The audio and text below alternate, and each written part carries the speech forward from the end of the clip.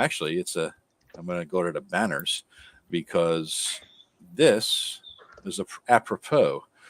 This little banner I'm showing here because my cool thing of the week has to do with Tim's Patreon. Because I got this in the mail. All right, let me turn my camera on there. Save the Kid. All right, good old adventure by Tim Shorts. All right, and as with all Tim zines, I don't read that shit. No, no, he doesn't. He honestly doesn't. But he stuck something in this, which I was quite pleased at. I don't know if you put this on top, Tim. There's a plastic wrapper, and what was on top was the shovel of dire situations. Yeah. And it's Snickle's shovel. It's Tim's version of Snickle's shovel. Snickle, my famous gnome. I Shadowdarked it. Yeah, you Shadowdarked it up, man. So Tim has a whole package of Shadowdark magic items. All right, 1, 2, 3, 4 that came out with it. This is a new series, Tim. You've never done this before. This is cool. What you should have done, Tim, is put the numbers so that people like me who are anal retentive collector types need to get all of them. Right. You know what I mean? Yeah. Shovel of Dire Situations. It's a modification of Snickle's shovel. All right, which I was kind of cool here. I thought this is Snickle's, an infamous gnome that crawled through the tunnels and sewers below the burning city of Scorn. Yes, he's a fucking badass for a bitch thief with 3 hit points. Yeah. Yeah. We got the helm of the lost bone soldier. We got the ever burning candle, and we got the bosom of cleaning. No, sorry, the besom. Besom. Where the hell a besom is? Does that just mean broom? You're looking at one. It's a broom. It's a broom. No, that's not. Gotta be fancy. Brooms and besoms are different. Yeah? Yeah. All right. I'll have to Google that shit. Well, a besom is a broom, but a broom is not always a besom. Oh God, that's too complicated. I took a couple hits already, man. You got to cut me some slack. All right, so let me get out of my little share exit solo layout. What do you got, man? What do you got to share? Anything good? You know what? I really don't have anything cool or new to share. I just gotta say that I've been, because of the game, and this is how I always learn. I don't. It's just Shadowdark. Yeah. I mean, I've had the book. Had the PDF for well over a year. Yeah. And and I've read through it. I probably read through this rule book probably once or twice, maybe. Mm-hmm. But I really can't. It doesn't sink into my head until I start using it. Until I start applying it to situations with people, and now, like, as I'm going through it, I'm reading it maybe through the third time. And now things are I'm starting to kind of put the puzzle pieces together a little bit better. And I mean, I liked Shadowdark before, but I like it even better now. Okay. I think. Why? What have you discovered in reading it now for the third time and diving in? Like, I know we all did a cursory read of this thing back, right. I guess it's just it makes it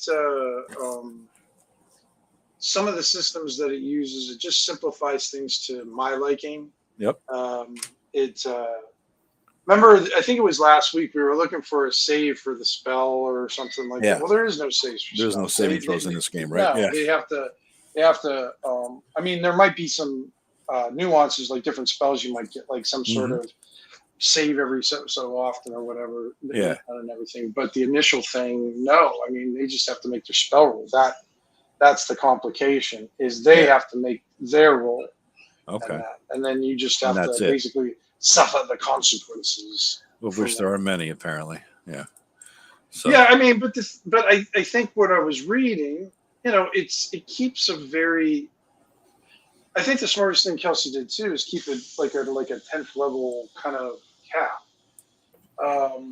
In some ways, because like I know you like your high level 30 level games and everything, but I think the majority of the good meat on the bone is like 10th level and below.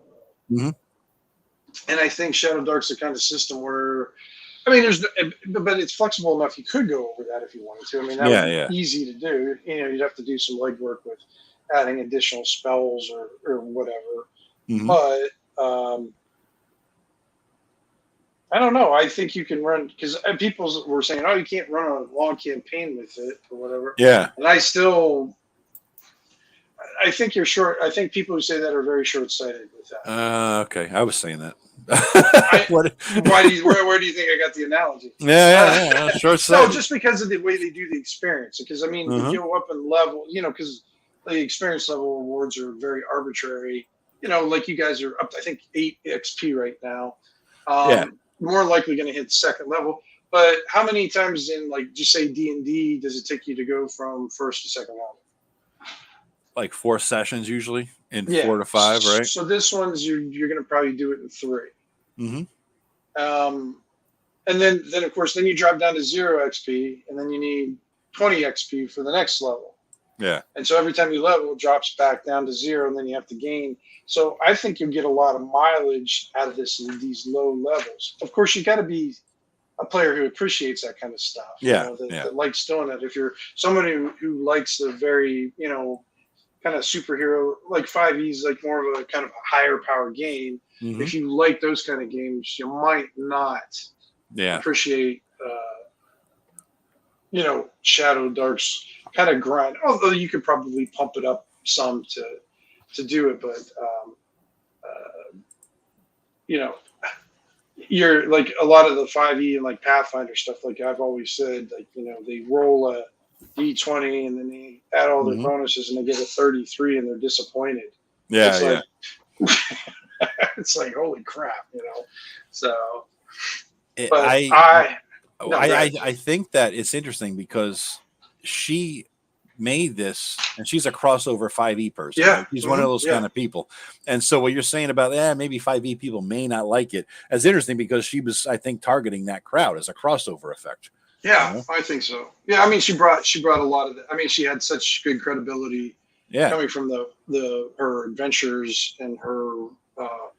But she also has kind of that old school cred. I mean, she got to play with Gary. Got to, she came from Wisconsin, so she was, Oh, she played with Gary? I didn't know that. Mm-hmm. Oh, yeah. Okay. Well, not like I don't think on a regular basis, but she went to conventions and kind of at least from what it was either in an interview or something that she gave that kind of learn that stuff. Oh, but cool. I think she brings a lot of I think she brought in all the good things that she could, brought some old school stuff and brought some new school stuff in. That's cool. And it's a nice mixture of everything. Still not getting any luck points, so don't even try to think about that. No luck points. No. Yeah, no. I can't do it. Luck is if you get a 20. Do you remember when all the rage DCC came out with luck, and all the old school games about 10 years ago when DCC came out decided everybody house ruled luck into their systems? I know. Remember that? It lasted about a year. Yeah. No. So I guess my exploring Shadowdark as a GM is my cool thing of the week. Okay. It definitely has been another learning experience. Mm-hmm. What do you got, Paul? Anything cool for the week? Not to put you on the spot like we did last time. I think he's ready this time. Yeah. I got cool stuff. There's a new. I got cool stuff, man. Fuck you. How dare you say I don't have cool stuff, motherfucker? I'm not telling you. That's it. My cool stuff now. I've got a new board game store that's opened up called Valhalla. Ah, cool. And it is a very cool. It's board games. It's role playing games. They have very cool. They have rooms to book if you want to do RPGs, whatever you want to do, play a game. And I got to go in there and played a little chess. Hung out for a little while, just kind of looked at all the cool stuff. They have the way their games are. The deal is, I think you pay $10 and you can just play. You just pay $10 and you go in there and get a game off the shelf. Cool. Get a game off the shelf and play. And everybody brings $10. You come in, you hang out for however many hours you hang out. They coffee there, all that stuff, and so the way they organize the stores, they have the games organized by difficulty level. So if you bring kids in, you have an easy shelf with about 4 shelves worth of stuff, and then it works its way around to more difficult things. Okay, that's very cool. Yeah, but it's a really, really nice store. It's very it's probably maybe 25 minutes away from my house, so it's also nice. But yeah, that's my cool thing of the week. Just kind of go, gives me a place to go down there. I met the owners there, and hopefully I'll be running games there real soon. Nice. Oh, that'd be cool. Yeah. And Ken, you got anything, man? We're stumping you here. You got a cool hat. No, I had, I guess, a week and a half ago, I had eye surgery, and now I can see. Well, I know, isn't that nice, Ken? Well, shit. Yeah. That's pretty cool. Vision, minor miracle. Vision's a good thing. Yeah. Well, were you farsighted or nearsighted before, Ken? Farsighted, but I mean, so I was legally blind in my right eye. It was so bad. Jeez. Yeah. With a cataract that just started really quickly. That's how mine is. Just kind of. Yeah. You had the same thing, right, Tim? Yeah. About a year ago, I got a cataract in December, and I couldn't see. It just came out of nowhere. Yeah. Just ended. Yeah. Yeah. Sight over. Right. Pretty much. Yeah. I was getting double vision and couldn't see. Yeah. It just felt like somebody had put like milky glaze over my eyes. Damn, I see a spell coming out of that you're gonna fuck us over with, but yeah, they can see it now. The Milky Glaze spell, yeah. I don't know. It's all over. All right. Let's. Speaking of how. All right, so why don't you give us? This is what I like to do a lot of times with our games is just kind of do a title page. I like it. That's kind of cool. Yeah. Yeah, and creepy as fuck too. Thank you. Yeah, well, I don't like that my graveyard's empty. That pisses me off. Yeah, that was something walking around. Some creepy, in case you can't see it. This little fucking thing here. I don't know what the hell that is, but I just noticed it now and it's freaking me out. Well, how tall is it? It's pretty tall. If this is the scale, it's 23 feet tall. So I don't know. Who knows? Yeah. If it's the scale, then my name is also 11, 13 feet wide. So yeah. Yeah, not too bad. All right, so Joe, why don't you do a quick recap of where we left off? So we went back to the cabin because we were kind of needed torches, and the whole mission was let's go find some death coins, these wooden coins, because somebody in town died and they need some wooden coins, and it's currency in the afterlife apparently. So we were told that hey, there's some dude out there who knows where there's a couple mounds, burial mounds of the Northmen. I think they are like Viking types or something like that, barbarians of old, right? And we said, let's go out and find the places, blah, blah, blah. We went into one. We got our asses kicked. We didn't bring enough torches. The dude who we were told to meet to show us where these mounds were, that guy had like a lantern that lasts forever. So I'm like, oh, let's go back to him. At least maybe he could buy torches if nothing else. We come back to him, bought some torches from him. And my brother, I think, was Ranger Hearing, who's not here right now, so we're all deaf. Apparently, when he heard somebody crying, like somebody's being tortured, when the guy went in to buy torches, and it sounded like I don't know, a high pitched thing. So we thought maybe a kid, maybe a woman. What's this dude up to? Just what kind of prisoners he got in here? What kind of like medieval torture chamber BDSM things he got going on? That was Ken's thought. It was definitely BDSM. I think that Ken was saying. So yeah. So we said we got to go in, we got to check this out. So I think my brother and his ranger and me, he boosted me through the window. There was some dwarf, I think it was Tim, tied up or something. No, it was another halfling. Another halfling tied up on the chair. And weirdly enough, he had all his weapons on him, and we freed him. Turned out that I put two and two together, being a goblin who has sort of as a cleric priest, and the forest is his thing, right? He knew that this place had a trap door to literally hell underneath, and this thing was a demon. So I attacked him, and that started a big fight, and we ended up killing him eventually. My brother's guy wanted to jump into the pit to doom, and I said, you fool, you never played in Tim's game before. You are not going into the pit of doom, because nothing good can come of that. And then he cowardly quit this group because he got a new job after that. And so that's kind of where me and Ken got some cool items here. We have a dagger, and Ken has a sword, and both of them do D4 acid damage unless you have magical creatures, which in retrospect we should have used on this motherfucker. It would have taken him out, I think. So his body's there. We got an open, I think I closed the trapdoor to hell. In the meantime, we shot and killed, I think, the dude whose cabin it was. when we grabbed the lantern and went out, so it was probably attuned to him. But Well, my brother's guy brought him back to life. right. So, Yeah. so well, he you did know. bring him back. He basically caught him before you. Yeah, he was you in know, death save land. We call it right. for 5e. You know, he's in death save land. So he brought him back to life.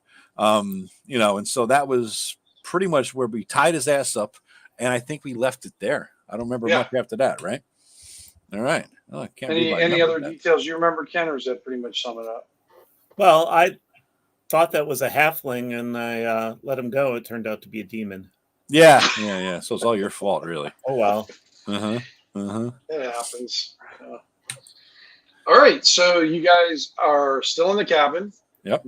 And you see Gum Gum closing the cellar door. Yep. He's trying not to look in there as he's doing it. Oh, he's looking a little bit. He's looking a little bit. He's looking a little bit. Yeah. All right. Just a glimpse, you know, one eye. All right. And as you're starting to close it, you hear, help me. Oh, son of a bitch. This is how we got into a jam in the first place. I look over to is Brillo. It's just me and Brillo there, right? Malik is not with us yet. Right. We're not waving him in like he was there the whole time. Okay, cool. I wasn't sure what Brillo's entrance saga is going to be. So, so all right. So, like, son of a bitch, I look over. I'm like, this is how we got into this. Somebody's saying, "Help!" Ranger making that yelling? No, he disappeared after the fight. He ran away like a bitch.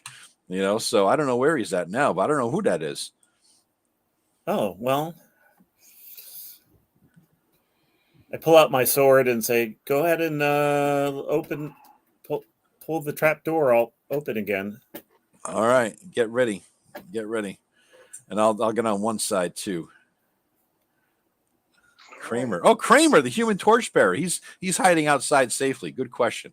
I think we all forgot about Kramer, Mike. Yeah, Kramer. He's outside. Yeah, I think he's still out there. Yeah. Yep.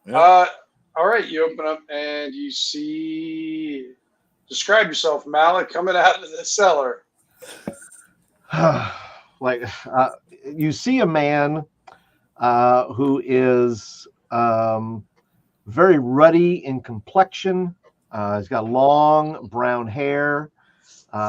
He is wearing a robe with some tassels on it.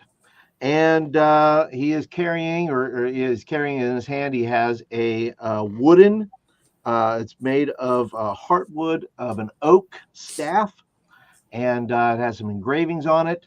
And then he is that's what he looks like. All right. Looks like he's got a large welt. Large welt. Okay. Yeah, kind of like on the side of his head. Like he was knocked a good one there. I don't trust that he's not Are you a demon? I yell at him. No, I'm not a demon. What's wrong with you? We just fought a demon that came out of this hole, presumably. And you look like a demon. My fault. Are you Meatloaf? No, I am Rat out of the cellar. Not Bat. Not Bat out of hell.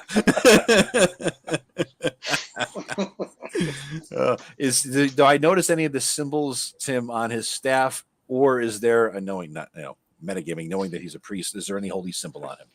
Yeah. Can I discern what faith he is?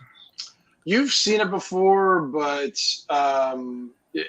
you're not too sure exactly what the it's identified with. Some of the shrines or temples you've seen in the past, they have like multiple, like maybe like little shrines set aside for different like saints or gods, or in your case, like for different spirit stuff. Yep. And you've seen it in the past, but you're not quite sure what it is. But you've seen it on different shrines, like roadside shrines and different things like that. Do I see it in the context of nasty, evil things are around this symbol, or or is it like along with the other pantheons of the world? In other words, I think like Malik had told it's engraved into this heartwood staff that he has. Okay. Who do you follow?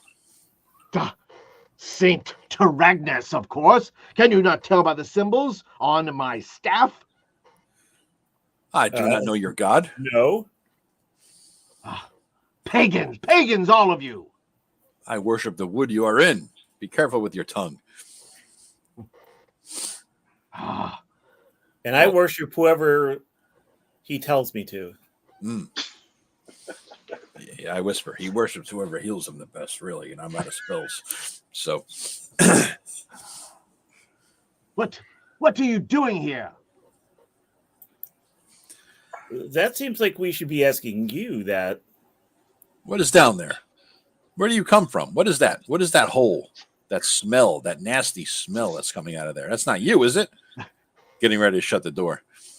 No, it's not me. At least, I don't think so. It might be, maybe. But I can tell you this. What is down there is bad. It's bad. You see this? Yes. That's how bad it is. That looks bad. But what is it that did that to you? Well, if I told you that, you'd have to go down there. Oh, I'm not going down there regardless. I'm just curious what's coming up at us. How familiar are you with the dead? And I don't mean the band. There's one dead demon up here. One, only one? Well, there You might should be have two, seen the but hordes I saw down there. we're gonna have to What demon was dead up here? that halfling that you freed and we had to kill because you freed your kin. I think he ran away. No, the ranger ran away. The demon was slain. That's where we got our weapons. You've been knocked on the head as well. Apparently. That was a demon that we killed.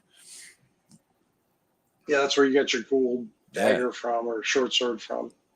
Yeah, and the reason I knew he was a demon was because his blood was a different color. So, you, sir, Yes. do you have a little pricker? Excuse me? I would like you to prick your arm and let me see the color of your blood. I believe He's got that's blood not a coming off person his head question. anyways, Joe. Oh, It's- is it? Yeah, it's red. That Yeah. could be food coloring. I don't trust this shit. It could Food be coloring. it could be anything. I want a fresh prick. Well, I'm here to serve. You, sir, have come to the right place. He brought loosens his Nobody belt. knows tricks better than I do. Aha! Let us see a little trick, and then he will let you up.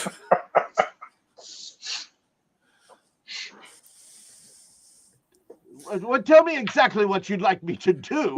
If you have something I'm sharp, slightly confused. My dagger, maybe? Would you like to see that? if you have something sharp, poke it in your finger. He pulls his dagger out and says, "Here, Poke your finger with it, poke my finger." just as if you had a diabetes test. Yes, poke your finger. Okay, you say so. Is it red? Is it normal? Of course it's red. What color did you think it was going to be? I look to my companion Brillo. What do you think? He doesn't Well- smell like a demon. He doesn't bleed like a demon. Maybe Well, that's whatever not a whatever demon. smell that he brought with him is mighty powerful, but It is indeed. I told you already, is the smell of the dead. What is down there? The dead? I just said that. Are you undead? No, I'm not undead. I'm far too good looking to be undead. Oh yeah? What's your charisma? Ah, well.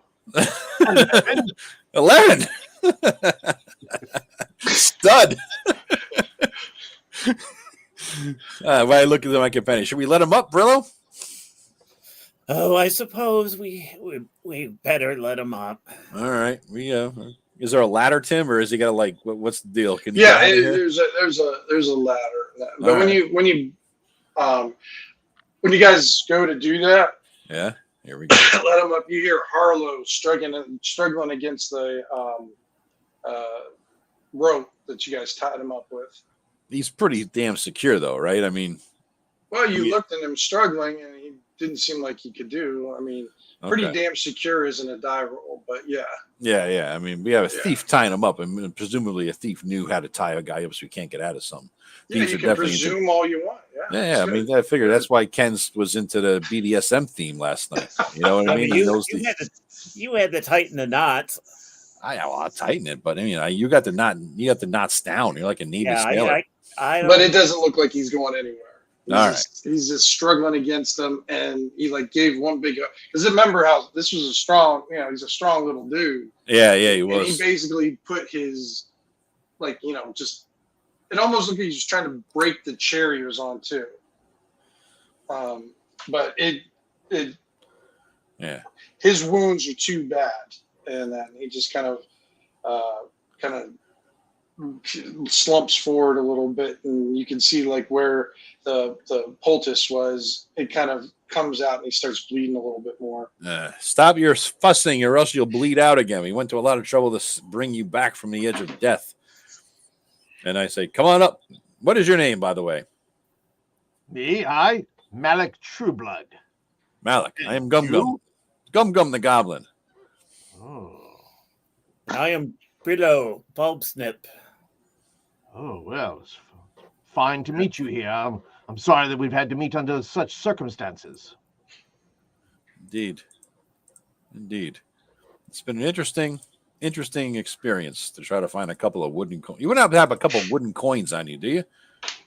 No wooden coins. Last I checked.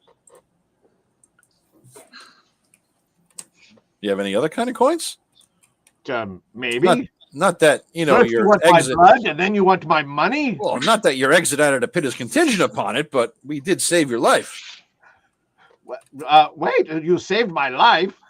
Well, I believe I crawled through the dead up to the cellar door and exited on my own. We opened the door. Just saying. Well, should there come a time if you need some finances, I'd be happy to participate. Okay, that sounds promising. We let you up the ladder, and there we go. Just a slug for the Coke machine. Well, we should be doing better since the Ranger ran away. He was quite the deadbeat. Yeah, he didn't help much. He did not help much. Well, what do you make of this? And I point to the puddle of goo, which was a demon. Did you see any of those down there? Oh, well, I don't know who was controlling the undead, but it's quite possible it could have been a demon, surely. And what do you make of this person? Have you met him before? Tied up in the stool there. So, Malik, what you remember is you came across Harlow, and he was a very gruff little fellow, and he didn't go too long with your conversation. He ended it pretty quickly. And so you kind of dismissed yourself. You went in the woods, and the next thing you know, you felt a sharp pain in the back of your head. And then that's all you remember, and then you found yourself where you were at. Yes, that fine gentleman there. I believe he had something to do with me winding up in that cellar. Well, I looked at Harlow. Is he awake? Is he conscious, Tim? Oh, yeah, he's awake. Yep. He's just struggling. Maybe I shouldn't have had my companion heal you up if you're that big of a piece of demon poo-poo. I don't want to get demonetized. He just kind of shakes his head. He goes, "The long shadows are coming. You'll never survive." I say by Saint Terragnis we shall survive, and I point my staff at him. And he looks, he goes, Jail says otherwise. I look at him and I say this. I find your lack of faith disturbing. And Ken, Fraser starts, or not Fraser starts. Fraser comes in the back door. Kramer. What did I call him? Fraser? Fraser, yeah. I'm getting my sitcoms mixed up. Yeah. I got my must-see TV screwed up or something like that. So he comes walking in, and he points outside. He goes, "Guys, it's getting really dark out there." Perhaps we should hole up here for the evening. I'm not really keen on jumping back into another barrow this time of I'm the not night. really crazy about sleeping next to this hole in the ground. That's a good point Somebody as well. we hardly know. What is down there? You say there's undead, Malik. What is down there? Listen, it's quite a sight. I can't tell you quite what it is, except for the fact it looks like some sort of chamber, and the undead are guarding it for some reason. And well, clearly I could not make my way through to see any more of it. I only got so far. Harlow or Malik, I'm going to show you what you saw briefly. Oh, here we go. Are you going to do share screen here, Tim, or something? I'm going to show it to... I guess I can't. I thought I could show just the one person. Yeah. Are you trying to roll 20? You're trying on... No. This is one of the handouts. I got a handout. Email to him, maybe. That might work. Or Discord. Drop it into Discord. Share. What's that? Discord. I thought there was a way to show it to just certain players. Oh, if you have a handout on Roll20, Tim, there is a way to do that. Yeah. You click on the drop down, show all or show person. Yeah, you could do something like that. Show all. I think there's like a show all thing in there. Okay, I have it there. Yeah, I see show to players, but I just want to show it to. Oh, maybe you could only show it to all players. Maybe you can't show it to one. I thought I saw an option for that. Yeah, I think you can put it in I think you can just put it in one player's thing, I think. Yeah, okay. I had to open it all the way up to do that. So, all right. So that will be visible to you, I think, now, Malik. So you got a brief glimpse of that. Oh my. Yes, and down in that chamber, I could not so clearly, see that beyond the dead there was some sort of statue there that had many looked like lips or clamshells, but it had an eye in the middle, and it was sitting there just staring at me. Lips or clamshells? There's an obvious joke in here, Malik, but I'm not going to do it right now. What do you make of it, Malik? What do you think it was? I do not know. I cannot tell you. Once again, the dead had my attention, and it seemed like maybe they were guarding this thing. They didn't want me to go near it, I can tell you that.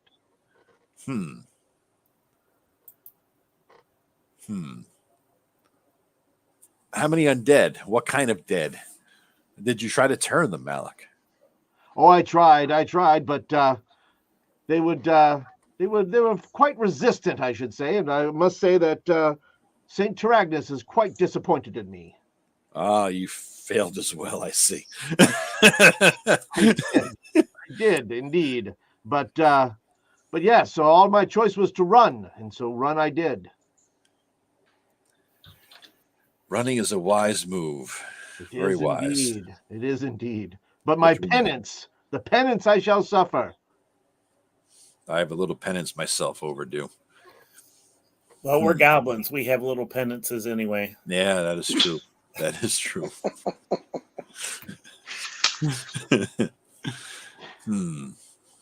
Say hello to my little friend. Yeah, Sure. little, small. Yeah. So, what shall we do with this undead thing?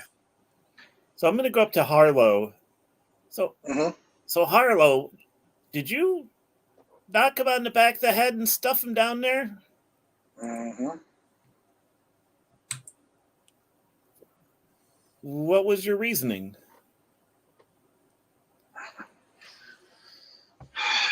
He kind of looks at you and he goes, in 2 days' time, the night of the long shadows is going to be upon us, and jail needs fed. And what? Jail? Jail. Go ahead, both of you roll. The priest rolled 12 or above wisdom, or no, we'll do intelligence for that one.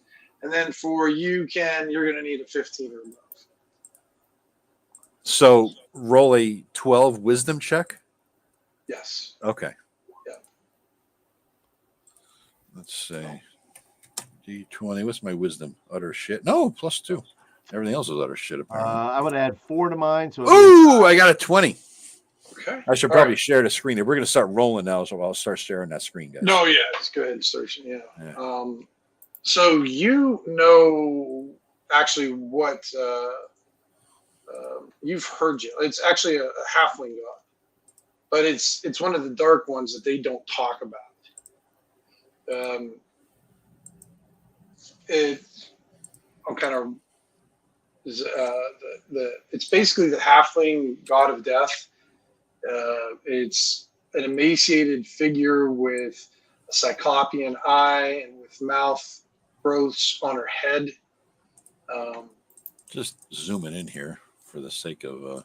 No, that's not her. Here, all right, because it kind of looks what you're describing. No, that's something else. Here, she only has tulips upon her face. Let's see. Did I share it with everybody now? Is it open to you over in the thing, Joe? I don't see it. Not there. No. Okay, let me edit it. Okay, change this. All players. Save changes. Okay, now you should be able to. Should be in there now, Joe. Aha. You. Very you. Really. I mean. Well, I don't ever want to hear any halflings talk about how ugly goblins are. That's a halfling god? Yep. Yeah, she's not well known. Like I said, they keep her secret, but they always give her space in every temple to honor her. But it's always dark in whatever room it is. No lights are usually allowed in it. Yeah. There it is. And then, well, you rolled a 20, right? Okay. I did. So you actually know that there is the Night Along Shadows, which happens every few years. Okay. And it's called it's a special. Usually, like halflings will drink this special drink during this time. It causes hallucinations, and I forgot what the actual term for it, but it's when people have like kind of the same hallucination at the same time, so they're shared hallucinations. Okay. Mass hysteria. Yes, thank you. Yes, that's it. And that's called their walk in the darkness. This is basically the halfling version, and all the lights are extinguished during this time. And this is the time when halflings face their darkest fears. So this is the way halflings, why they're so kind of cheerful and everything, because halflings rejoice life because they've walked in the dark after life is gone. So they know they face what they're most afraid of and everything. So during this time, so it's a huge celebration for them, but it's also a terrifying one. Wow. That's not encouraging. And this is coming up in 2 days. The celebration. Yeah, that's what he's saying. Yeah, that's what he's saying. Where is your thing you will be drinking? You will be hiding for the ceremony. I haven't finished it yet. You haven't finished making it. Mm-hmm. Why did you throw him in the hole? Why did you have a demon prisoner? Because jail needed to be fed. You're going to feed jail this man and that demon? It's the drink. I needed blood. From who? Him. From it. Oh, the demon he's talking about. Uh-huh. Well, there's a little bit on the floor. I say we pack up and head south. I think that's a good idea, but one little thing there, Mr. Halfling. What is the secret of this lantern? As soon as we touched it, went out. He just kind of looks away, doesn't say anything. I repeat. What is the secret to this lantern? You want us to untie you? Well, Was it- well was- before, let's just leave him there, tied up Yeah, with the next door to open. his hole, Yeah, wide open. and then we'll head down to Hound's Head, Yeah, get to the bar. For the next couple days, we sit in the middle of the bar, the middle table, yeah. so that we're surrounded by other people and we look inconspicuous, which we can since we're goblins. We can look small, Yeah, yeah. and then we just wait until this is over. That sounds good. This is 2 a days. halfling thing. We don't need to be involved No, with it. it's not really my sort of a spiritual ceremony. Malik is going to go over to the lantern, and he says he basically goes over and looks to smash the lantern. No. That's magical. It lights up. What are you doing?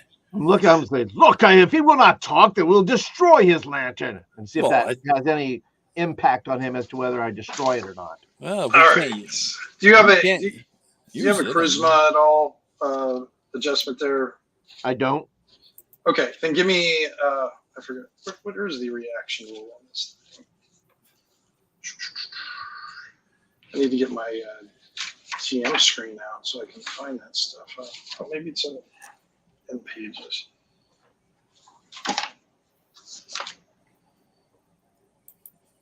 Yeah, go ahead and roll 2d6 then, and then add any charisma modifier there. All right. 7. 7? No, It's not bad. Not bad on a 12. He kind of looks at you and he looks at you, but he doesn't say anything. He just kind of. Is he looking sad or angry?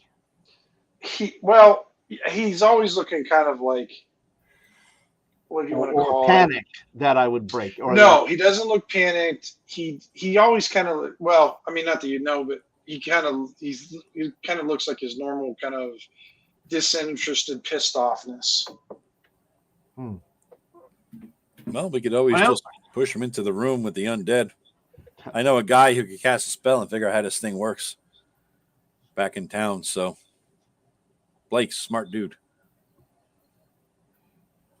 Yeah, we'll lower him in. We'll shut the door. So be it. Unless you want to tell us how it works, buddy. You're just going to take it from me anyhow. So why should I give you the... We might just be borrowing it for a while. We got a mound to go to. He looks at you. You're goblins. That's very prejudicial.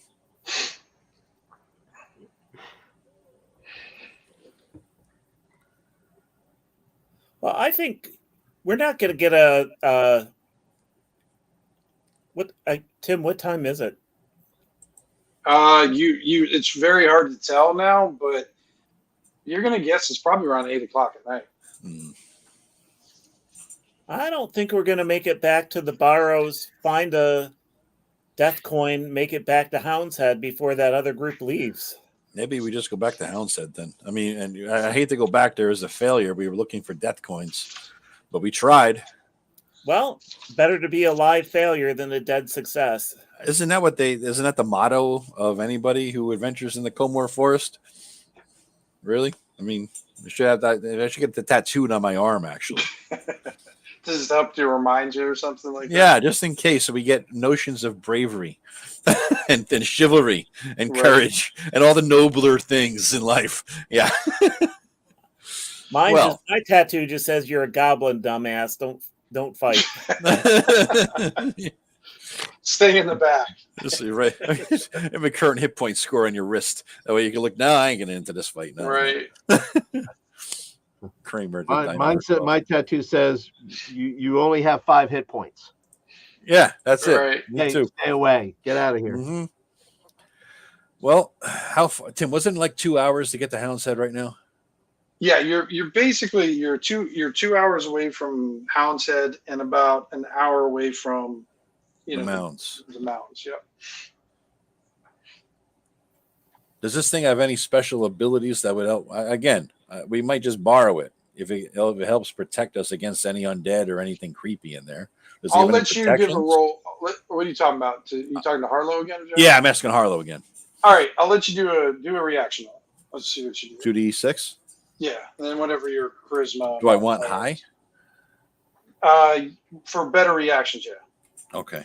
That's You definitely 2d6. want high Actually, for I you. got a decent charisma here. My intelligence is -2. I should be Right. talking like more of a retard, and my dex is 5, but 7. 7. Okay. He doesn't look swayed by your. He's like, I'm not going to give you my lantern, all the secrets. Not going to do it. Well, we got a little rope left. What's that? What if I paid you? What if you received money? Could you tell us then? Would it be worth your time? How much money? I would give you 20 silver pieces. Well, you should see how much he charged for the torches. Yeah. You see that it seems like his expression changed when you mentioned that much money. He's like,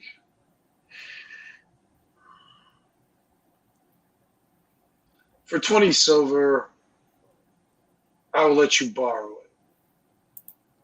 And you tell us the secret of it. There's not too much of a secret to it. It's just a simple lantern.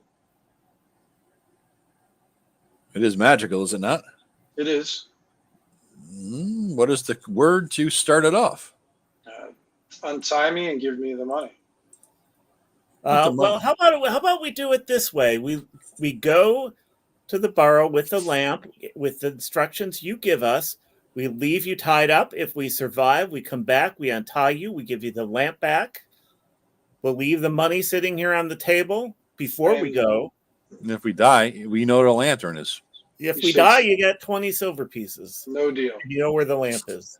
No deal. You're not good now. Untie me and give me the money. That's a very valuable magic item.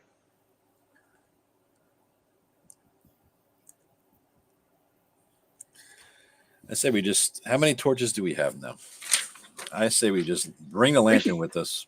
Well, I think Malik's got 2 on him. I think you guys got 5 from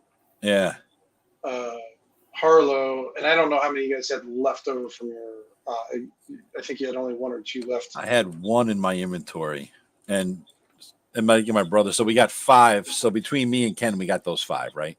So Ken, Right. why don't you take 3, Ken, and I'll add 2, so we each have 3 torches. Okay, and I had 1, so I have 4. Okay.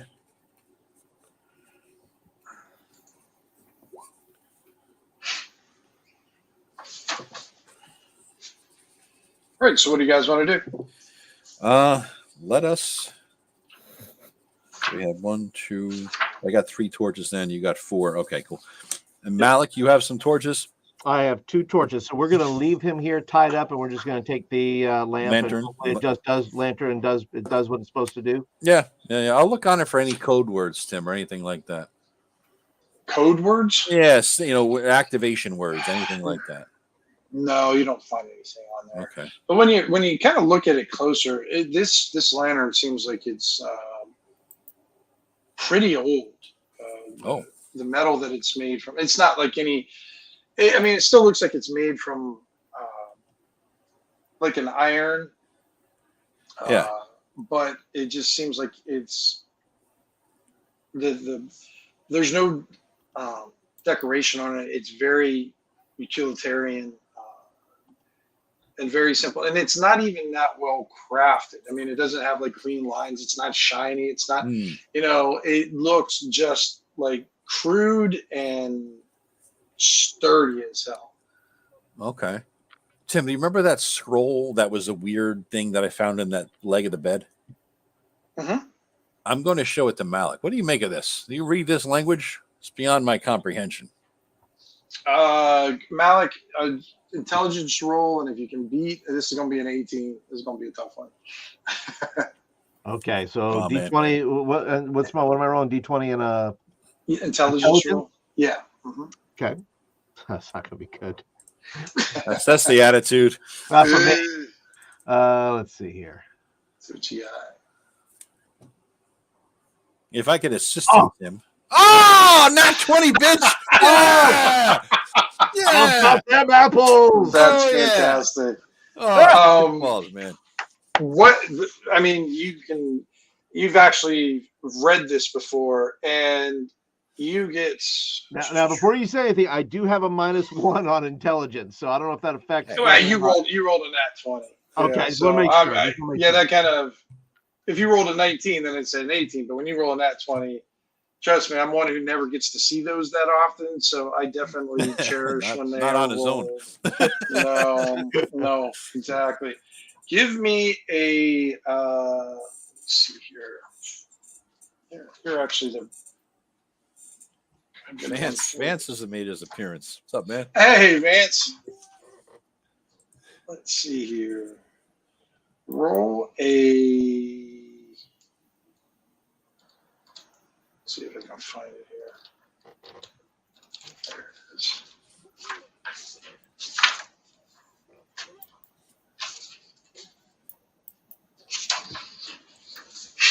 Nat 20.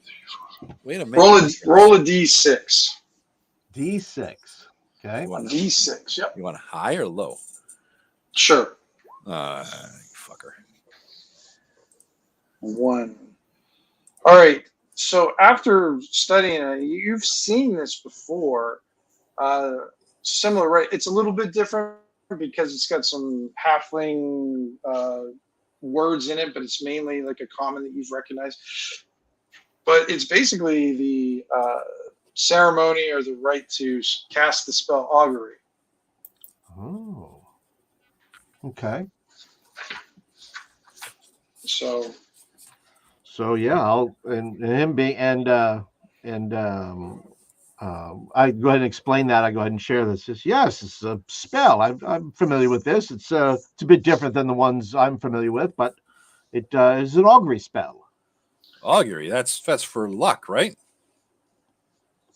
Something like that. Yes. The only thing that you see of it is when you cast this spell, it will be asking jail.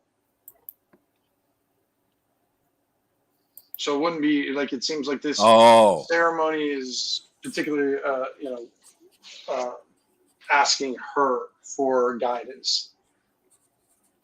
Is GAOL, GAAIL? How are we spelling this, Tim? JALE. Okay. I was going for the jail. Oh, no wonder it's evil. It rhymes with and spelled very similar to kale. Kale, exactly. Yeah. Did you find it, Paul? What's that, augury? Yeah. It's on, if you're looking for it, it's on page. Oh, I lost it already. 55. 55. Yeah. Interesting. Well, that's yours. If you could read it, it might be of use. Why don't you? But it asks this god whose follower we just beat the shit out of. I don't think that the god will be too pleased to give us accurate answers. Do you?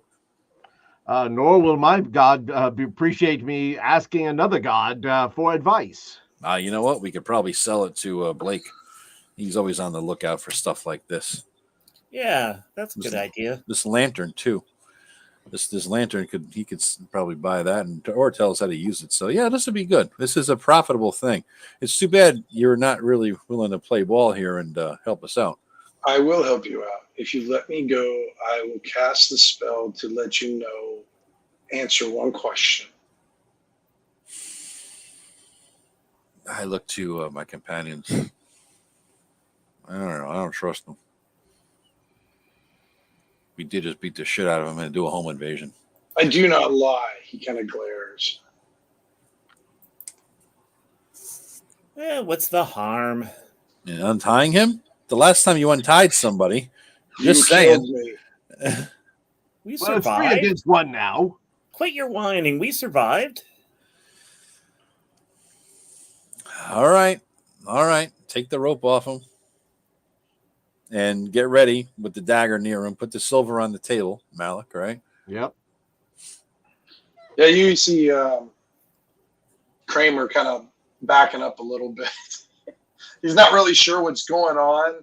He just sees like this dead reptilian thing in the middle. He sees this guy all pissed off and angry and whatnot. So he's looking a little nervous. He's not really sure what's going on.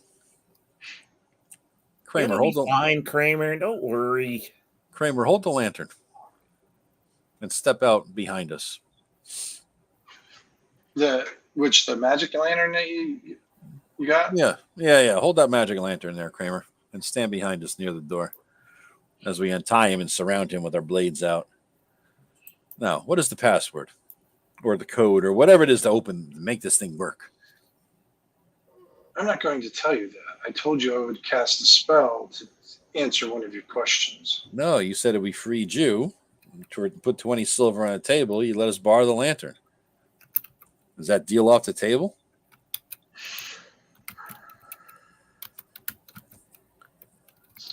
He actually looks towards you, Malik. He's like, do you promise to bring it back? I do. I swear by Saint Terragnis, we shall bring it back to you. He nods at you, Gum Gum. Well, he goes, grab the handle, boy. Mm-hmm. And you see Kramer's got it. Kramer. Yeah, but he doesn't have it by the handle. He's kind of hold because it's kind of heavier one, so he's got to kind of hold by like the sides of it instead of the handle. Okay. Well, hold it, boy. So you see him hold it, and you hear him go, ah, ow, and he pulls away his hand, and you see blood coming out of his hand. Interesting. And he says, now say luminous.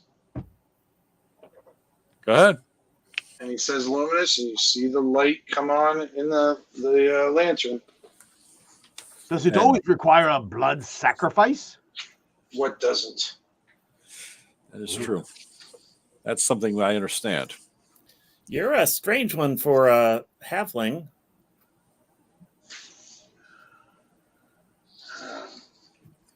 So what question would you have me ask Jail?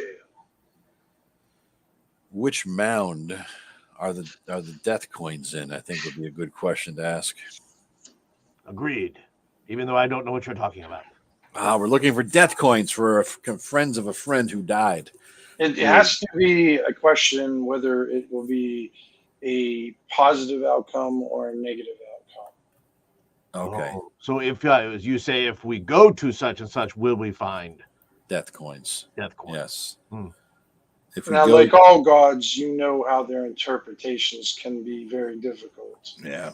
Next to useless sometimes, especially with somebody whose follower be just fucked up. But I can ask the question.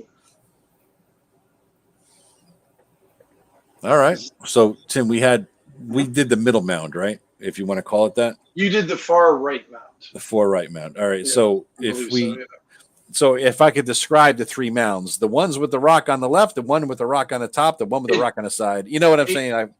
What he asked, like, going to the mounds, that's the kind of question you can't ask like what the lottery numbers are. Okay, I'm trying to find door number 1, door number 2, right? Door number 3. If we're will we find, or would that be a good place to look? Just ask for one or the other. Will we find it in this mound? And if it says the answer comes back no, we look in the other barrel. Yeah. It's a very good idea. Very good idea. Yeah. Okay. All right. There's no guarantee it will be in the other barrel. Right. But at least we've narrowed one down. Process of elimination. Yeah. All right. So what you see Harlow, he goes over to the floor where all the blood spilled of the demonic blood and everything. And he kind of takes his fingers, rubs them in both areas, and then kind of makes like some sort of like almost like mask over his eyes and his mouth. And then he kind of basically repeats the spell that you've read, Malik. You follow it. So he's basically knows the spell. He's repeating what's on there. And he just turns to you and he says, Jail believes you will find what you're looking for.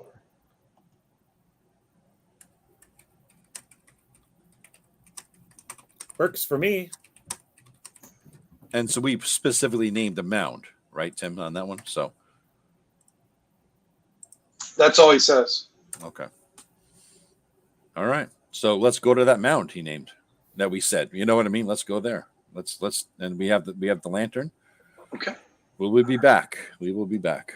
You know where we are going now. We will be back with your lantern when we are back. All right. So Joe or Ken or no, I'm gonna have Malik roll a d6 for me. All right. Please. I'll be back. There it is. 1. Perfect. Now roll me 4d6. Oh Christ. Oof.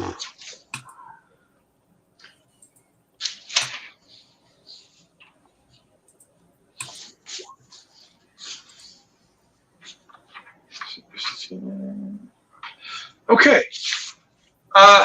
It's getting pretty dark out. Who's got the torch? Well, the kid has the lantern. Oh, that's right. The kid's got the lantern and everything. All right. So I will. Let me get the timer on here, guys. Yep. So the lantern lasts for. You don't know. That's that question, didn't we? Right. I got 3 torches. Brillo, you got 4, and Malik, you have 2, right? Yeah. So that should. Geez, if we go longer than this, we're fucked. Okay. Yeah, just. There we go.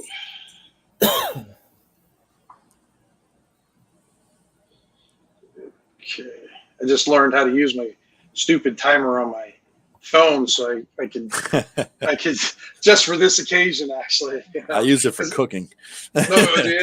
Yeah, I use it to time everything. I've never opened up that before. Yeah, I use my smart timer, not my stupid one. Is that your wife?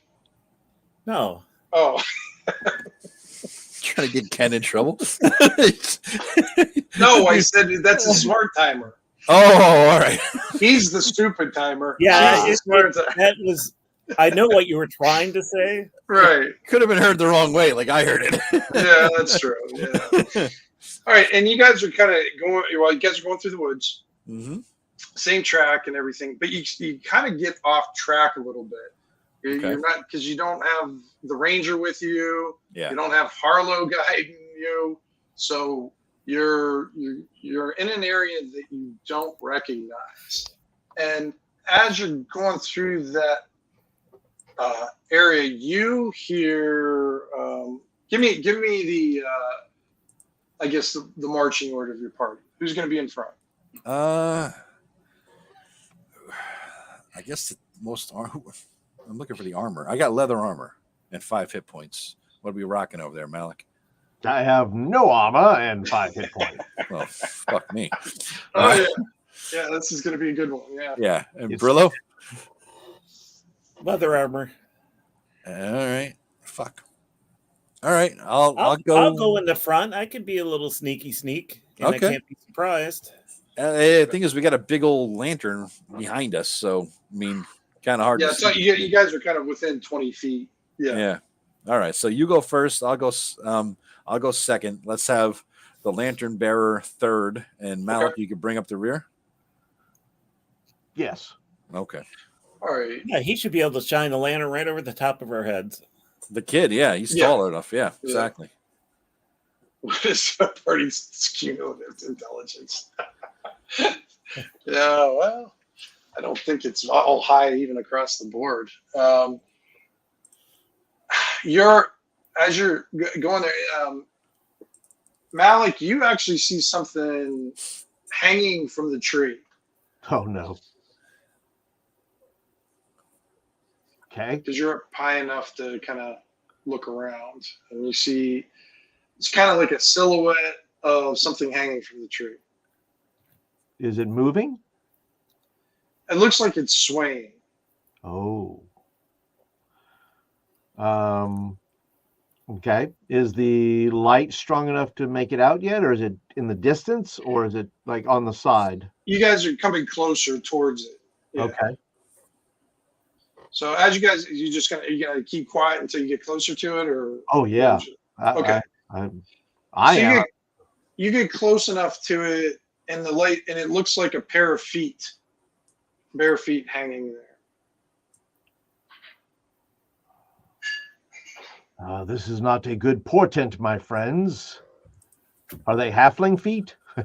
No, they look like human feet. Okay. Human Do he have armor? Does he? I'll look up to him. Is he wearing armor?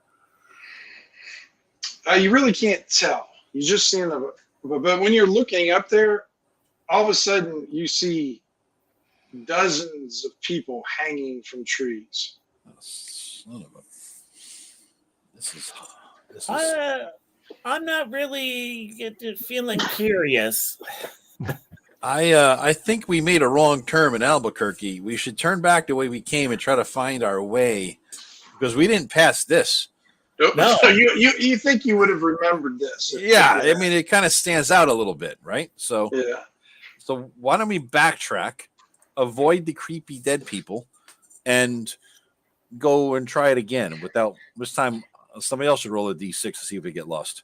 All right. Well, when you turn around, you're not really sure because it's very difficult to tell where you've been because it's just pitch darkness everywhere. Any tracks or any footprints we could see, or where we came, anything like that? Broken branches. I'll tell you what. Give me a quick intelligence roll. Oh, I'll let someone else do that. Well, no, you're the one who called it. So you're the one who has to roll it. D20. Yeah. Minus... I'll let you somebody help you though. All right. Anybody else want to help me track here? I got a -2 penalty. I'll help. So what is that? Advantage, Tim? No. Oh. Do you have any intelligence? I mean, it should be. It's a penalty. You know what? I'll give you advantage. Okay. So here's a -2 penalty. Yeah. All right. I'll give you a -2 advantage. Yeah. Well, there we 13. Go. Boom. Oh. All right. Nailed it. All right. So yeah, you find enough of your scuff marks. Luckily, the kid drags his feet and left enough marks. So you kind of get back to where you find familiar. The cabin. But as you kind of leaving that area, you feel that there was something watching you. Oh, I don't doubt it. So. Back to the cabin. You're going back to the cabin then? Oh, that way it's the easiest way to find our way back to you're back to a familiar area where you are. Oh, okay. Okay. Kind of so I just need one more roll of a d6. All right. Ken, you want to do that? Sure. I don't trust my rolls. I got lucky enough on that. Hey, nice. You guys find, you find where you've tracked before. You found the place where Gum Gum fell down because he wasn't paying attention and everything. And you guys come upon. Look at this, Slum. You fell down right here. Yeah, I did. That's where I cut my leg. All right, Malik, can you see yourself on there? Can you? Oh, did it? I guess I have to change it. I didn't change player's tag. That helps. I'm bringing it up. Okay. Let me switch. Let me see. I think Kramer has it. Yeah, he still has it. Mm-hmm. Okay. All right. Here we go. Now this barrow that you're facing right now, that's the one you've already explored. Okay, and that was the far right one, correct? Yeah. Mm-hmm. And we fled these knolls here, correct? Or what was it? Knolls? Knolls, yeah. Knolls, yeah. Okay. Yeah. Any sign of knolls anymore? It's been, 4 hours, right? So. Well, you're in the pitch dark, and you don't see any knolls within the 20-foot area that you can see. Great. Mm-hmm. That none of us could see in the dark.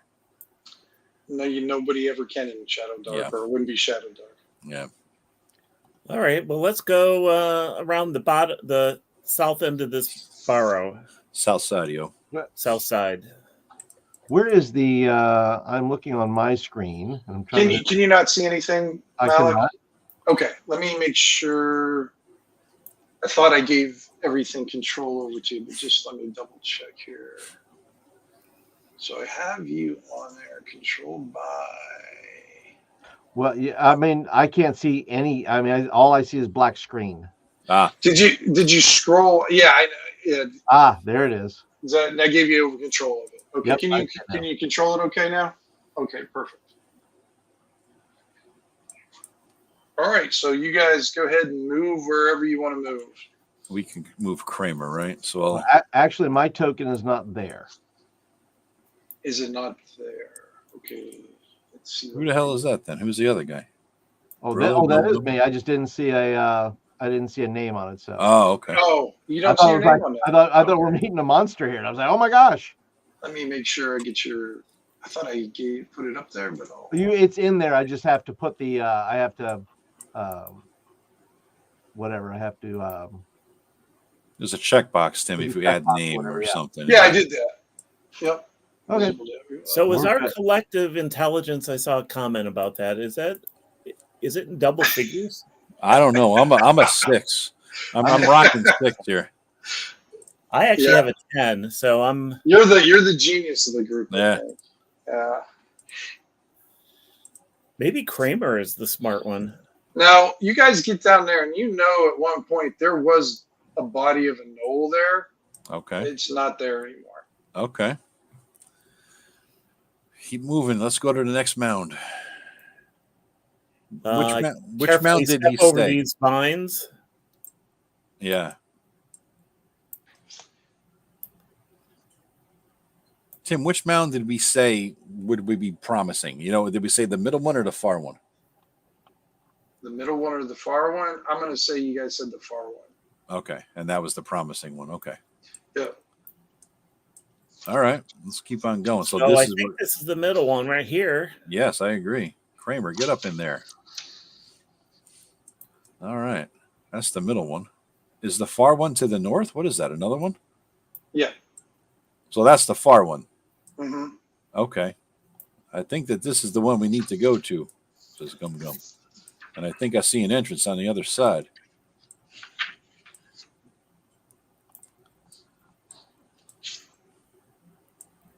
Trying to. Yeah, you guys can. All right, I'll switch. I'm not gonna have you move it all there because you guys didn't encounter anything. I rolled for that. So, all right, so I'll put you on. Make sure this is the right map. Oh, am I down to 3 hit points? Shit. I've been pretty brave for all this time. You have 3 hit points. Yeah, I'm down to 3 as well. Good sir. Before we go into this hole, seeing as you may have not blown you any healing spells like I have, do you have anything you could top us off with? He says, "Well, I have I believe I have one healing spell I could possibly use. Yes. Oh. To whom shall I apply this to?" Well, you keep doing it, Flint, until you fail. Fail. That's right. Yeah. Yep. I've already failed on it, so I can only do Shield of Faith. What the hell good that is, I don't know. For 5 rounds, AC higher, Yep. Okay. Well, I will give it a roll and see what happens here. Yeah, I think you roll a D20 or something. Yeah, plus my wisdom. Yep. So he's basically got to beat an 11. Yep. A 13. Nice. Healing. So that's all right. D6, right? Yes. Mm-hmm. It's 2. All right. That's tops me off. All right. And now for Mr. Brillo. Oh, I'm full. Look at that. I'm already topped off. Oh. Nice. Here we go. Saint Terragnis, be blessed. And a 6 for him. And a 2 for him. Okay. Oh, bless your God. Oh, or in the South here, they say, bless your heart. Bless your heart. I'm a goblin. They always say, bless my little heart. All right. So does everybody have control of everything then? or properness. Let me see. I can move him. I can move myself. Yep. All right. Where are we at? The upper. Oh, there we are. Upper left. Yeah. You guys are coming around the thing this way, so you guys can move over to the. You guys are hitting actually the top of my map there, so just swing over to the. Okay. Right there. Over here. Yep. I think you. Yeah. Oh, You can, okay. right there. Yeah. Right there is All the right. entrance. Before we go in, See it. take a quick leak. I'll be right back, boys and girls. All right. I don't want to pee myself in the dungeon. It would be embarrassing. So Yeah. Well, now you know where the adventurers pee at. Huh? Goblins pee. That's right. In the dungeon. So, what you guys see here is. I'm going to take a bio break too. Oh, okay. Yeah. Why don't we all take a quick bio break and that, and we'll go from there.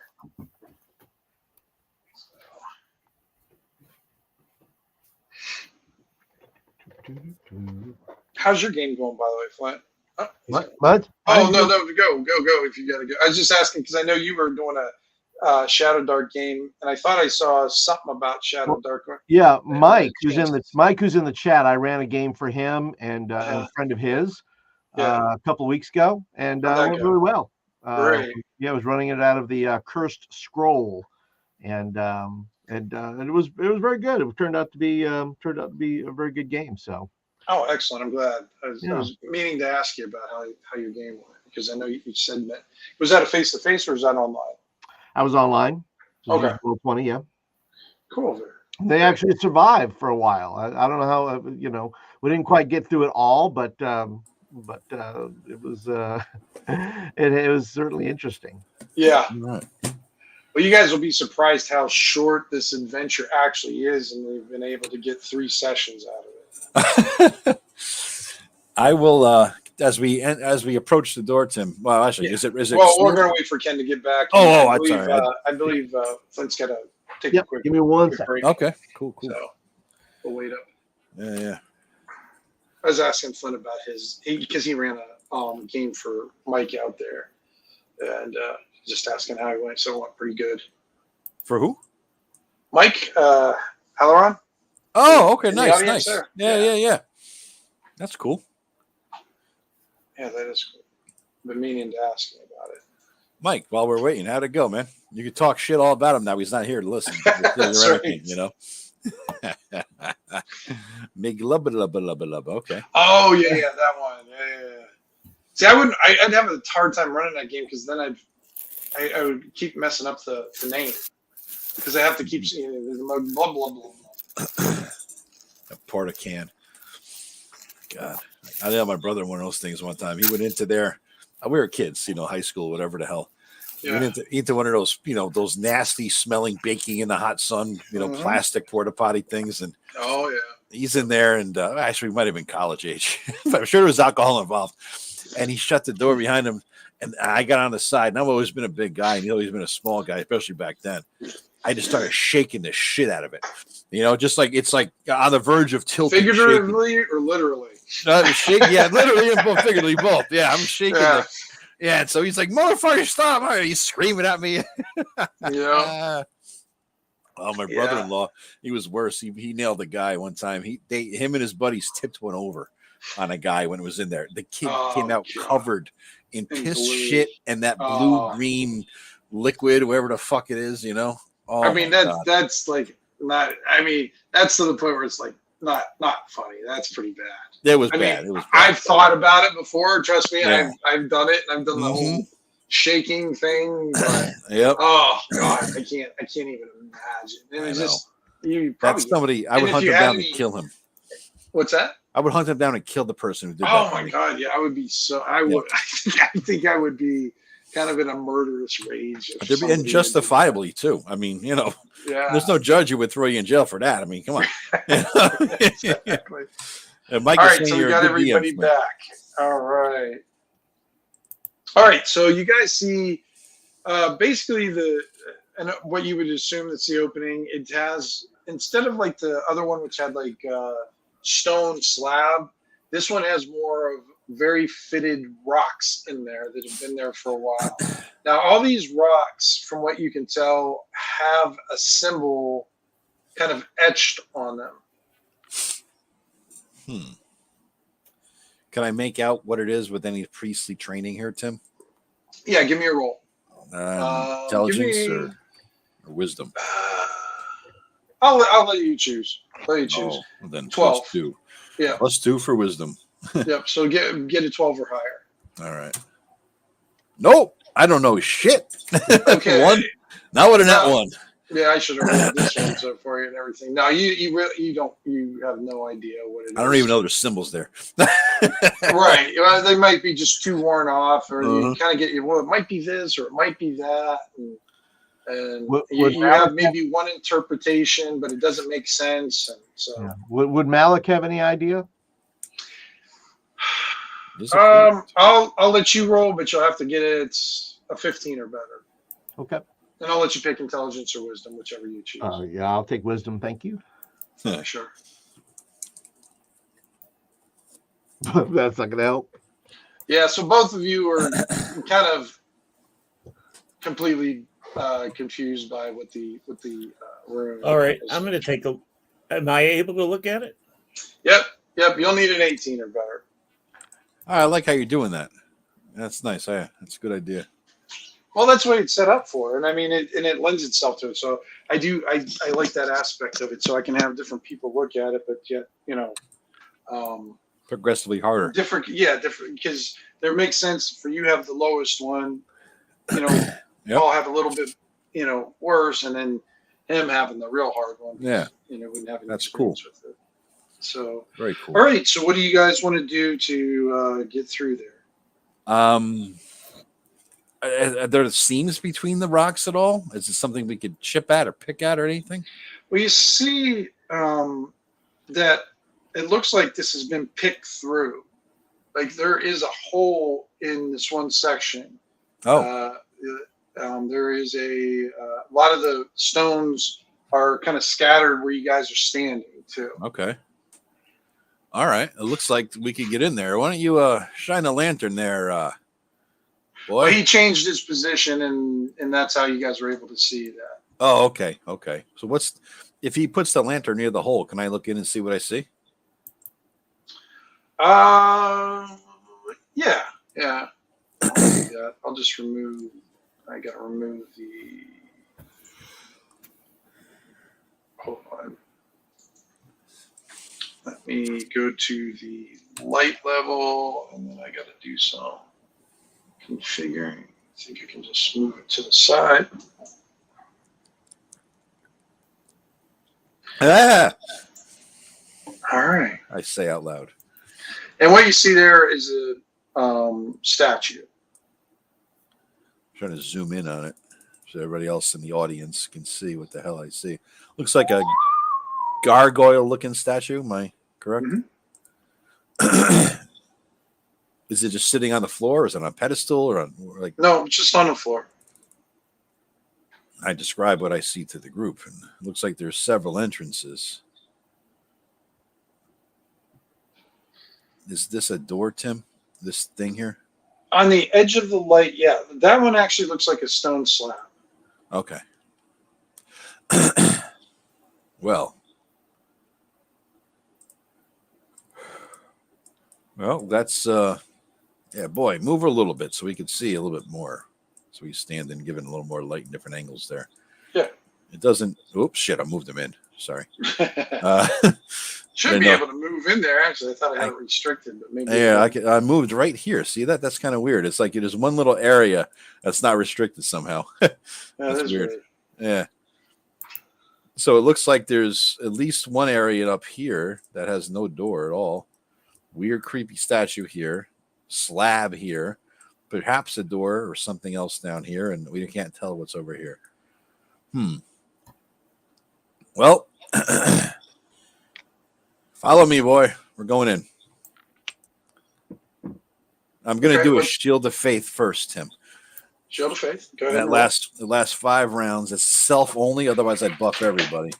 All right. So what we're going to do, if you're going to cast that, I want everybody to roll initiative, and that'll just kind of be our turn order. Then. Okay. Because remember the turns in this one are turns. Like every time it comes back around to you, it's a turn. So, what's the initiative? D20 plus what? Dex or something?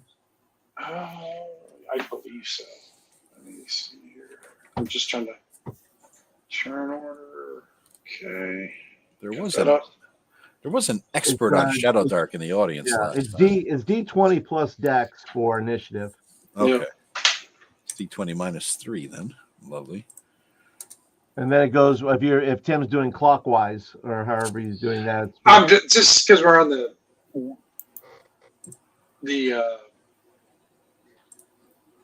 roll 20. We'll just do whoever high to low kind of thing. So, you got to add us to the initiative yeah, order. I'm doing it. It's control. I think you can can't click add on your myself. I think you can click. Don't you just Control click on your token and then roll initiative? Oh, if there was a character sheet, we could. Yeah. Oh, that's right. Yeah. And I do have characters. Oh, they all popped up.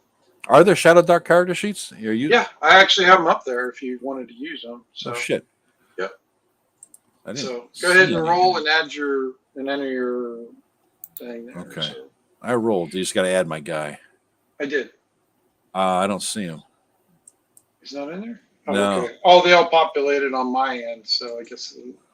So. Oh, it's probably from the last time, Tim. You got to clear it out. No, I did. It was cleared. Oh, okay. Yeah, for some reason when I coming up and there.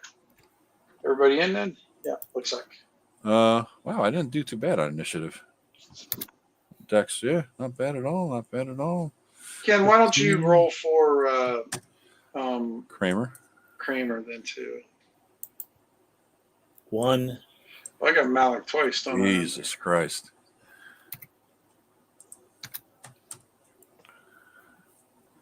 All right.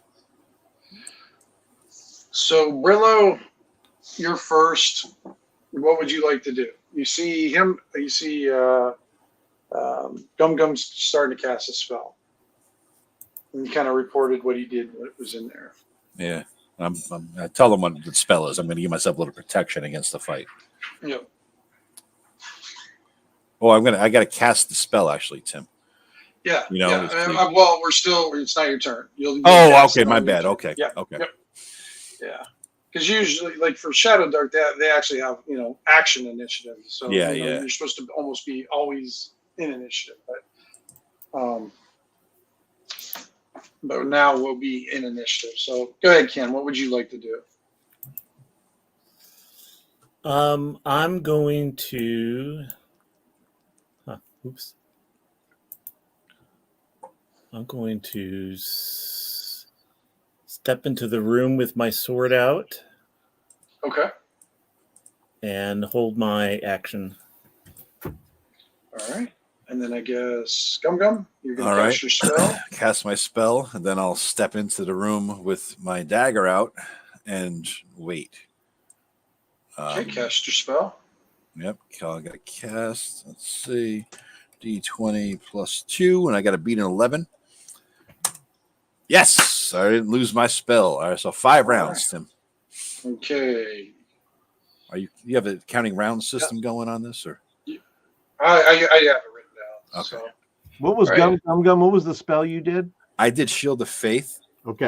It's plus 2 to my AC for 5 rounds. Okay. I have protection from evil, so nice. I could cast that as many times, obviously, as I can. So if anybody wishes to, till I fail. So whenever Tim tells me it's my turn, then I may. Yeah, it's your turn now. Yeah. Oh, is it? Okay. All right. Yep. All right. Then I will do. Let's see. I will do. Let me see, because I am a righteous man. I will go to Brillo first, and I will come to him and say, "May Saint Terragnis protect you." And what does duration focus mean in Shadowdark? Does that mean is that the equivalent of concentration? Yeah, basically you can roll, you can focus on that spell, and then every round you have to make sure you keep your focus on it. So that means you could only cast it on one person if it's a focus spell. Yeah. Did you know that there, Flint, or did you I guess it's a no. I did not know it was a. Page 50. Page 50 of the book. Yeah. So some spells for as long as you some spells last for as long as you focus. You cannot cast other focus spells while focusing. You could end a focus spell at any time. To maintain a focus, make a spellcasting check at the start of your turn as if you were casting a spell again. Success means it remains. Failure means it ends. If you take damage or become distracted while focusing due to an earthquake, for example, you must immediately make a spellcasting check to maintain it. All right, so it's like concentration. I can only focus on one person and I cast it on. Is that correct? Correct. Yes. Yeah. Okay. Yeah. Then I shall also spend it on Grillo since I cast it upon him. All right. Any attacks against him from chaotic folks will be at disadvantage. Yeah. Okay. That's great. Okay. All right. And Kramer will come in behind you guys and stay there. All right. All right. So, Brillo, what would you like to do? Malik, you're in the wall there. Actually, you're stuck in a wall, it looks like. I'm just another brick in the wall. There you go. So nothing. Do I see?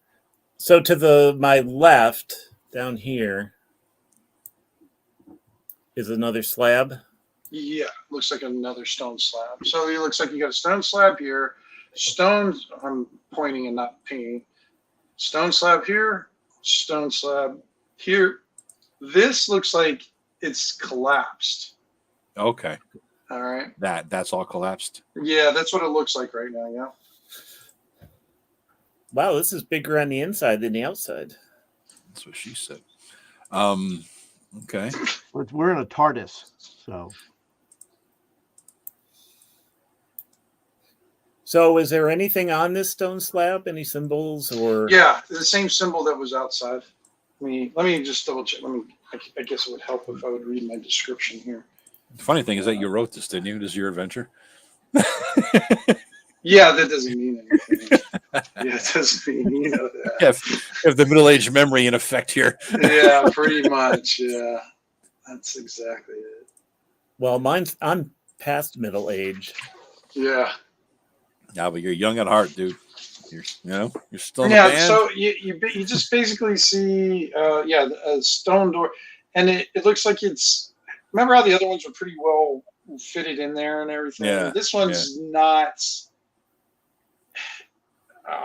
as well crafted into the area. So I'm gonna eyeball the statue carefully, Tim. Okay.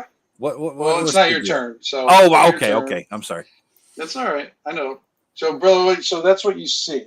Did you want to act on anything or do anything? No, I'll just stand here. I'll kind of stand so that I'm with my back towards here so I can see the statue and the slab. Okay.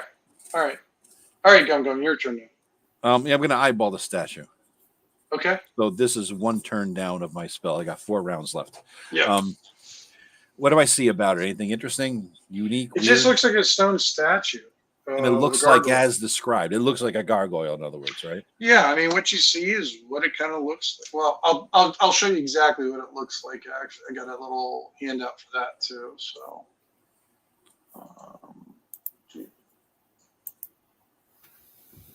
I bet you needs acid. Oh, okay. There you go. That's more what it looks like. That's creepier. Yeah. Okay. Yeah. That's creepy. Any inscriptions? It's not on any pedestal. It's like no. Basically, it's just like it looks like it's kneeling as it is on the ground.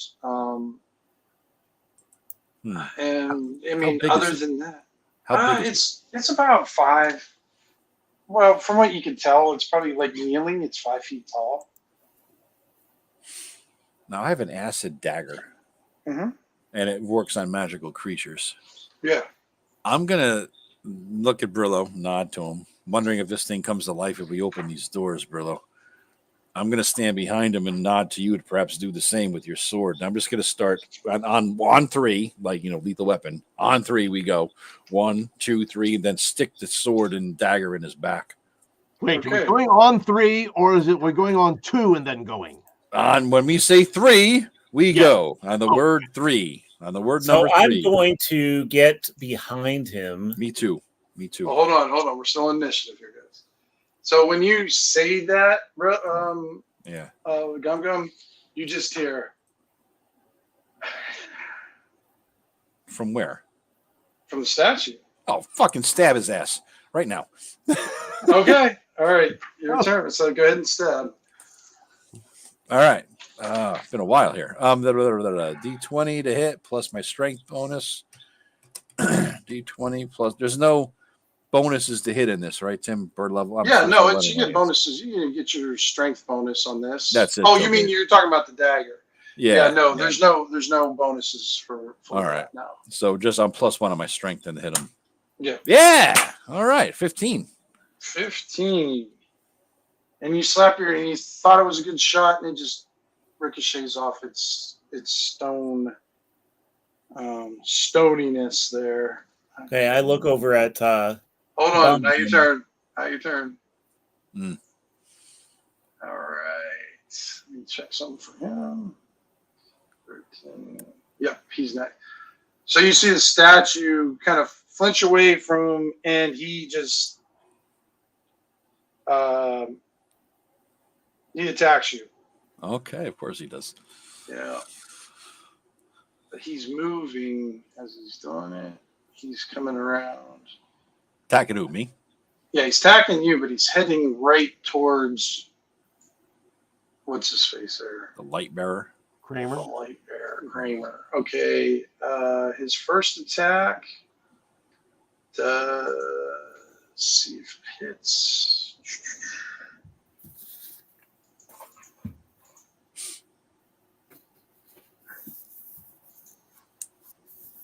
A critical miss. Nice. So nice. he's not, I'm not going to let him get his second attack. All right. But all right. He kind of goes towards there and he kind of falls down. Right in front of Kramer. Right in front of Kramer. And Kramer is like ready to jump back out in there. Hold still, boy. Now your turn. All right. All right. Now let's go to Malik. Your turn. Okay, so Malik is going to it is stone, so I'm going to grab my club. Okay. And see if I can strike it with my will my staff do as much damage as my club still do 1d4 because I can. Yeah, it's not going to make either way. It'll be fine. Either way, if okay, right. Just I'll go ahead and use my staff then. Okay. So he'll come over to here and he will go ahead and strike. So let's go ahead and do that.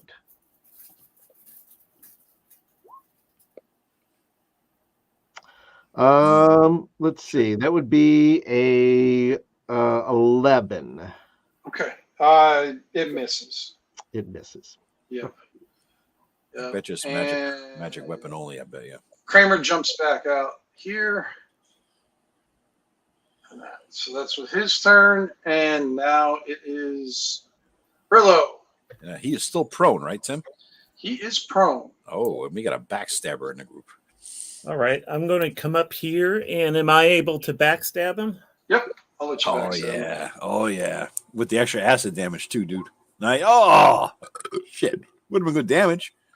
Okay. And you see it, that he kind of, he's kind of, the wings, he went for a backstab, and the flapping wings just kind of disrupted your flow.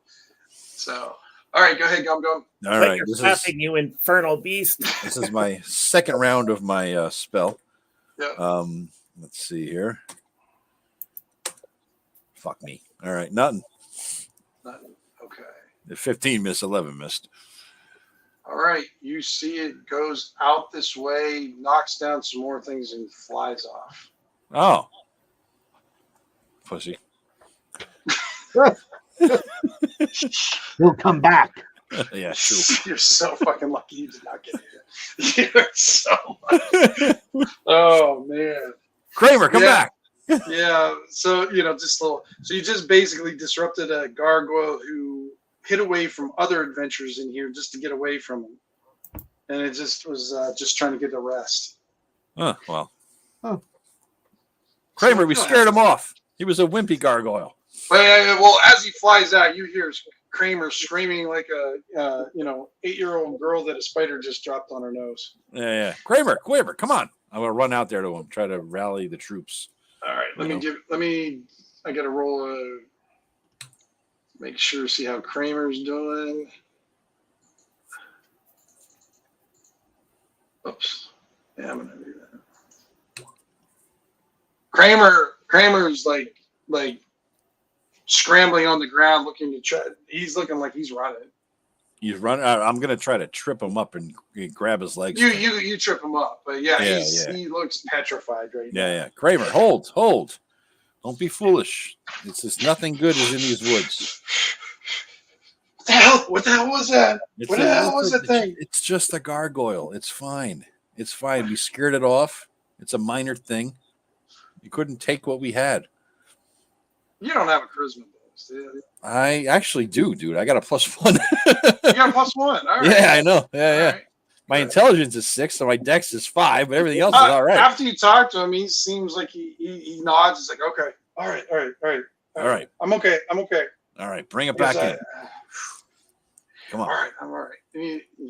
He's dusted himself off, and he's like, I'm sorry about this. You survived the Knolls, Kramer. You survived a gargoyle. I mean, you're going to come out of this seeing more action than most people in Hound's Head seen in 3 years. So you shall be a hero in your town. Exactly, Kramer. And well rewarded as well. Or you can die. He smiles, and then he doesn't smile. Kramer's already got some good gear on him. He's got we get him all kinds of shit, so he's well stocked. All right. Are you saying that he's well endowed? He's well endowed. He has a backpack, leather, and 3 days of rations. So yeah, and then I think Ken bought him a dagger or a sword, right, Ken? Yes. Okay. Dagger. All right. What do you guys want to do? You see these 4 possibilities in front of you, or a 5th if you want to go away. All right. Just because, let's take a quick look in here to see if there's anything in this corner that stands out. Roll me a d20. Any mods or no mods? No, this is just a straight up. Yeah, just straight up. 6. You see a Northman dagger laying in the dirt. Oh, hard silver? No.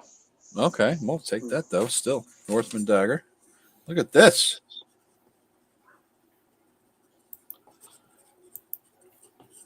They look at it. Kramer looks at it. All right. Fortune is. I will hand it to Kramer. What do you think this is worth, Tim? Roughly, if you have any ideas. One silver. Valuable or one silver? Yeah. Kramer, this is yours. As a reward. If you said 10 silver, not so much. He still looks pretty happy about it. Yeah. He just Yeah. So, okay. He has it in the end. That's yours, Kramer, for surviving. Good job. What do you think? Right. Want to check out the He gets in the back. How many rounds has it been, Tim, since the fight? How many am I down here? You're down to 1 more. Okay. So what about Rillo or Malik? Do you guys want to do anything? Just check in that area. I'm just gonna kind of keep. I'm gonna go over to. Since it's always good to split the party. Yeah. Mm-hmm. Well, we're only 5 feet away, so it's not. It's not like you're too far apart. Yeah. And look at this slab. Okay, when you check out that slab, you see it looks like some sort of placard on there. It's kind of covered in dust and dirt, so whatever's on there you can't really read.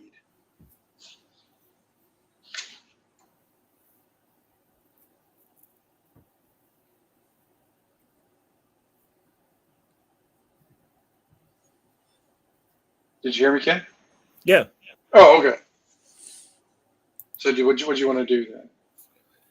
Does this slab look like it's in a little more secure than the other one? It does, yeah. All right. I'm just going to go back down here. And, hey, Kramer, come on down here. Shine the light down this one. Mm-hmm. Okay, Malik, what do you want to do? Oh, so this is that's just the cave-in. So yeah, that's the cave-in. Yep. I will step into this area and look at what is right here. There's a stone slab door there, but it does not look as well fitted. As the previous ones, but you don't know. But yeah, So it looks like this one's not going to be as difficult to pry into. Like the other ones, they had to, figure out some ways to get in there. Okay. I let everybody else know. I say, this one here doesn't look like it'd be too difficult that we could either dig our way through or push past it with enough muscle. I flex my arms. Arnold style. I may not be smart, but I do have a little oomph. Does anybody have a crowbar, actually? I don't know if my brother had one. I seem to remember we had a crowbar in the group. Maybe I'm just making it up, though. I don't think you guys I used did. a grappling hook. Yeah, remember? You guys meant That's something. right. That's right. Okay. I knew there was something we did. Yeah. That was a good, I mean, want to try the grappling hook thing again. This worked last time. All right. Go ahead. Hey, does the stone have push or pull on it? Not that you read anyway. Okay. We'll want to make sure how we get into this. All right. So your thing's done now, Joe. Okay. All right. I will cast it again, Tim. You're gonna cast again? Okay. Yep. I can only cast it on myself. I might as well keep it rolling, Yep. Absolutely. All right. So D20 plus 2, and I got to beat an 11, correct? Yep. Ooh, just made it. Just made it. Great. Shit. All right. All right. Then 5 more. Gum. Yep. Or all no, not. I'm sorry, Brillo. I'm sorry, I skipped Brillo there. Or did I hit Malik? No, we skipped each other here. So. Yeah. I cast a spell, and I say we should try for the easy one first. I Grab agree. the grappling hook. All right, so we'll go with Brillo first. So what do you want to do, Brillo?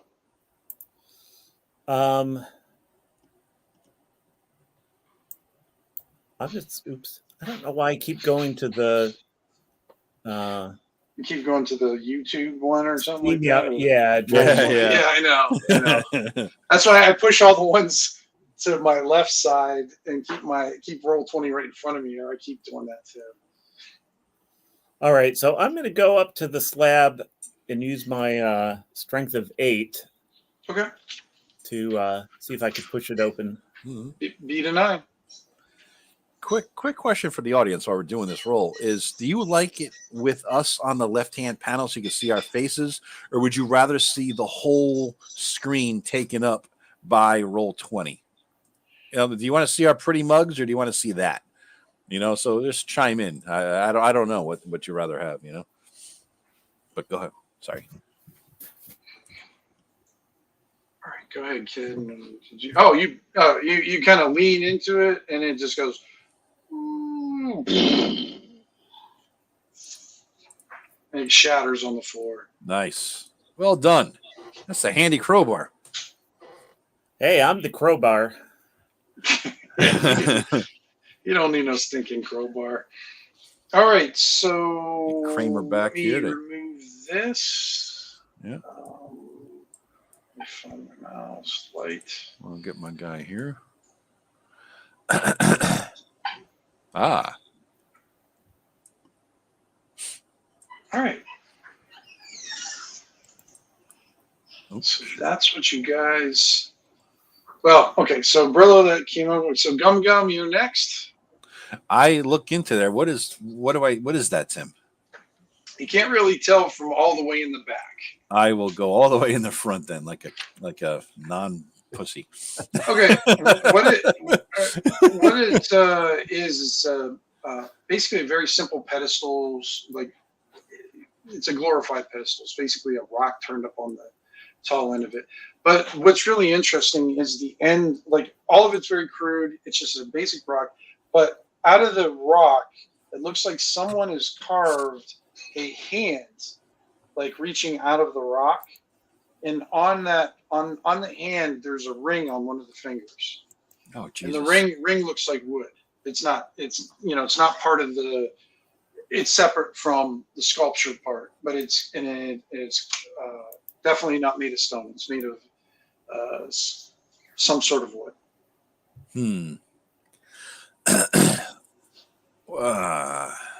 I will go up and look closer at any identifying sigils or marks or anything on it.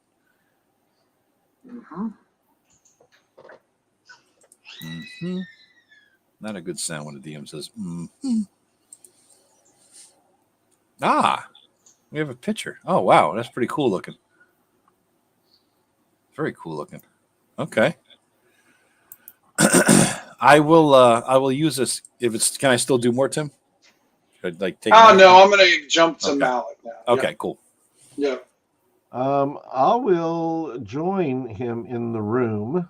I say, Gum Gum, what have you found there? Yeah, I hand him a spike. Use this to take it off of the finger. Don't touch it with your own hands, though. Okay. An iron spike. All right. Well, I'll take the iron spike and see if I can't finagle it off the finger. Yeah, that's no problem.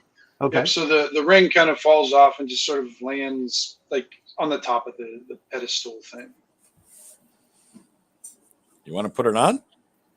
Well, sure, I'll put it on. I go ahead and I reach down and I pick it up and I don't know. I can't. That's a spell, but if I have any movement left, I'm moving.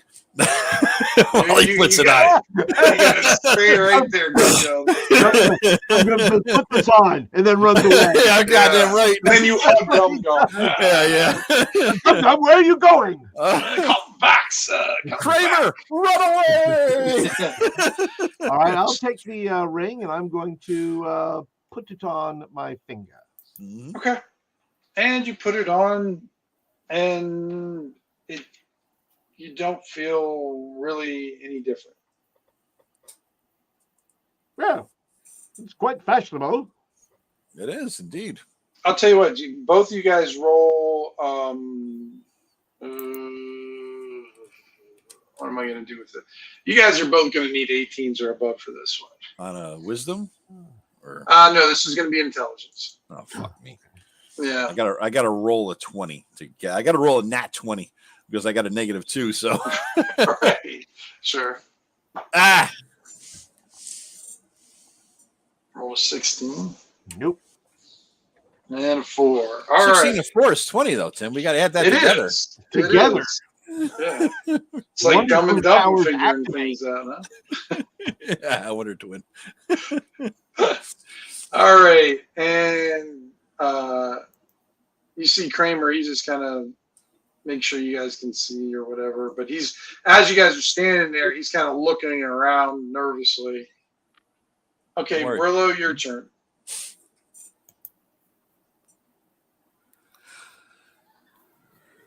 Did it Right, again. yellow. All right, I'm going to stay where I'm at, but I'm going to push Kramer in. Here, why don't you go in there? You push Kramer. Shove him in the room. All right, he comes in. Yeah. I'm going to stay there so I'm going to actually be looking in the other direction. Right. Okay. What race is Kramer? Is he human? Human kid. He's like a 14-year-old boy. He's human. Yeah. Okay. Yeah, He's only human, born to make mistakes. He's only human. We've adopted a 14-year-old boy and brought him into a death trap, essentially. So yeah, we're paying him, but Yeah. Whoa! What happened? Yeah, you see the lantern went out. Oh, okay. All right. Like Kramer, do what you did again? Is he losing a hit point when he does that, Tim? Let me check something. And none of us lit. Well, you saw what happened, so you figured it out. None of us lose. None of us. None of us have lit torches yet, have we? No. All right. Whose turn is it, though? It is now your turn, actually. Gum Gum's turn. Oh, I will light a torch, Tim. Okay. All right. I gotta get You erase one. Are you just going to hand it over to Kramer? Yeah, yeah. Okay, I'm just going to, instead of giving it to you, I'm going to give it back to Kramer then. All right. I look at this lantern. Once I light the torch, I'm going to investigate the lantern. Does it have oil in there at all or anything like that? No, remember, it doesn't have anything in the inside. Okay. It's basically just an iron lantern, and then the handle. And on top of the handle, it's actually got like a little jagged top to the handle. So every time you grab it, it pricks your hand. And then you say the word and it turns it on, basically. Yep. Okay. What was the word again? I forget what the hell he said. Well, roll an IQ roll, I'll tell you. Oh, luminescence. That's right. That's luminescence right. Or luminous. Luminous. Yeah. Okay. All right. It's lit. Give it to Kramer.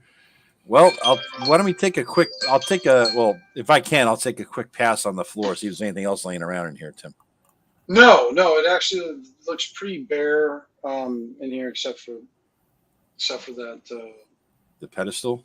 Yeah, for the pedestal. I'll tip that over, Tim, if it's possible. Yeah, you can tip it over. It's not up there. Okay.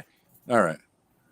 You're very destructive, Gum. You never know what's under a pedestal there, Malik. You never know. I'm shorter to the ground than you. I've discovered many things lower than where you were. As I look up at your waist. It's waist. All right. So now it is Malik's turn.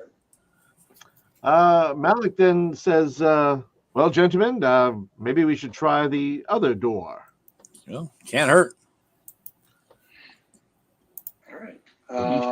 Walk go out. ahead and move your guys' characters in front of the door, however you want to do it. All right. And then I'm going to start back. I'll start off with. Yeah. You're down to 2 more turns now, Joe. Okay. All right. Gum, you're first. What would you like to do? Excuse me. I'll walk up to the door if I could get ahead of him and just. Yeah, you can. What's the situation? What? So it's another stone slab door, a little bit better fitted in there, like the last one, your last ones you had. Okay. But you see a kind of like a placard on the door. You just can't read it because it's just covered in like this looking dust. And I'll try to brush it off. I have a little whatever I can to brush it off. Yeah. Okay.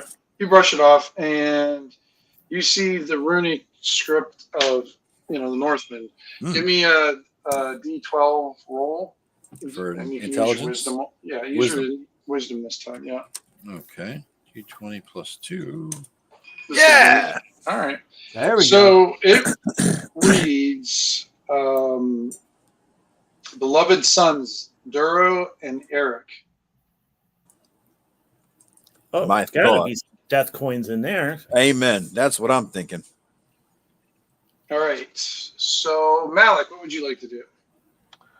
Malik will examine the door as to whether or not what kind of entry we're looking at here. The other one was not very well done or whatever. What's this door look like? This one's definitely fitted much better. This one will be a little bit more difficult to break into. Okay. Let's see. He will. I don't know. Maybe he'll just try to kick it. See what happens. All right, you're gonna try to break it down with a kick. Yeah, I'll probably try to break it down with a kick. Just give it a. All right. You need a 12. Plus 1 is a 11. 11. When you roll, if you add, Sparta! you got to say that before your kick, and it has plus 1 bonus. There you go. I might even do that. You kick it, and you see like debris kind of falls around from the cracks and everything. So it feels like it would give. Well, I'll give it one more shot then. All right. Yeah. Nope. Clearly, this is not the will of Saint Terragnis. So I shall step away and allow someone else to kick this. I have weakened it for you, though. Just be aware. All right. Let's see. Kramer is going to stay his thing, so we're back up to Brillo. Does this help Brillo at all?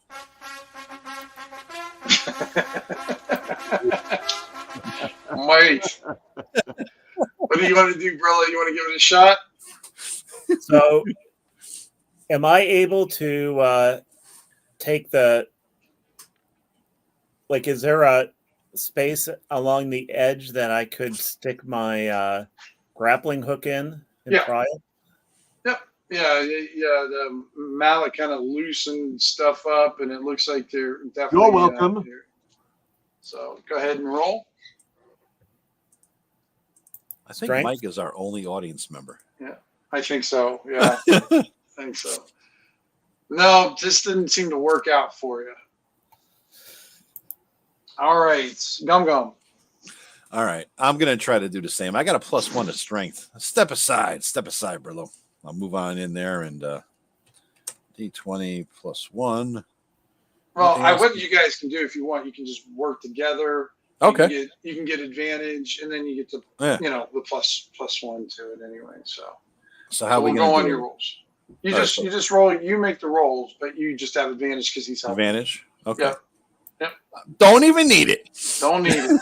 Yeah. So you can pry it open. Do you want it to drop in, or do you want it to push?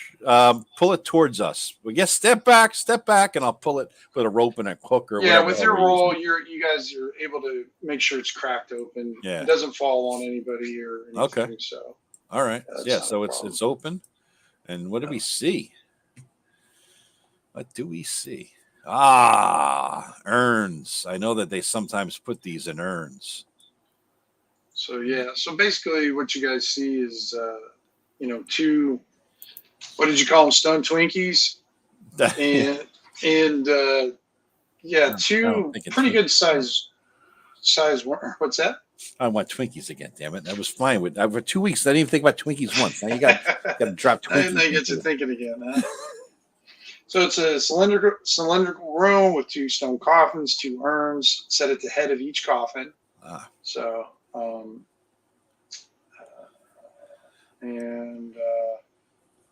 as you guys break that open and everything, you see something from the bottom. The bottom? Yeah, well, the one to the south. Oh, the one that was impassable. This thing collapsed. No. I'm talking about the coffin here. Oh, okay. This thing here.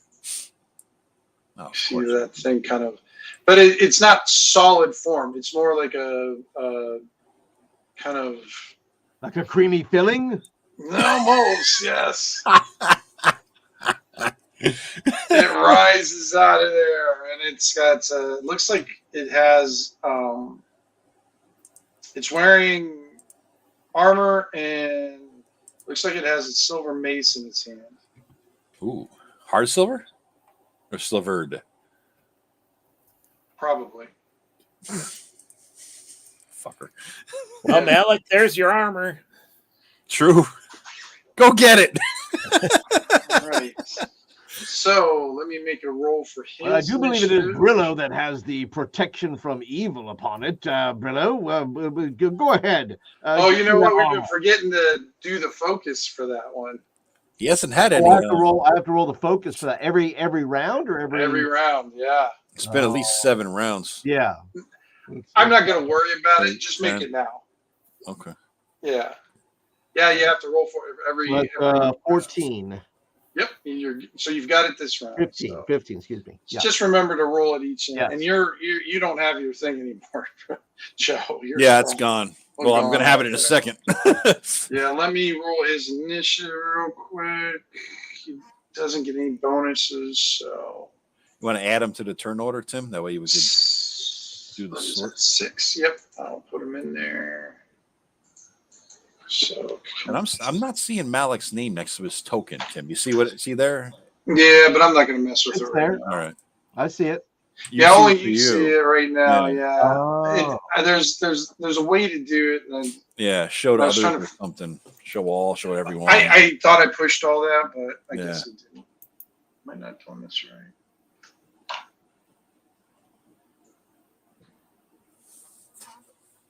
I don't know. He's got a 6. I'm just gonna.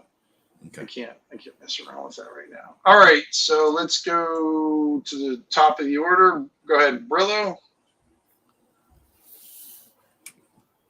Hey, Kramer, make a shadow. Make a shadow. He doesn't know what that means. I'm going to try to quickly dive back here behind this thing. Okay. So you're going to try to run real fast and hide in that little sliver up there. Yep.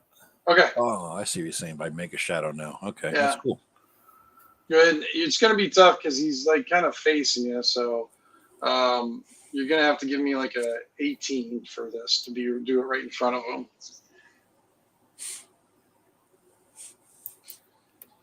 him. No. Okay.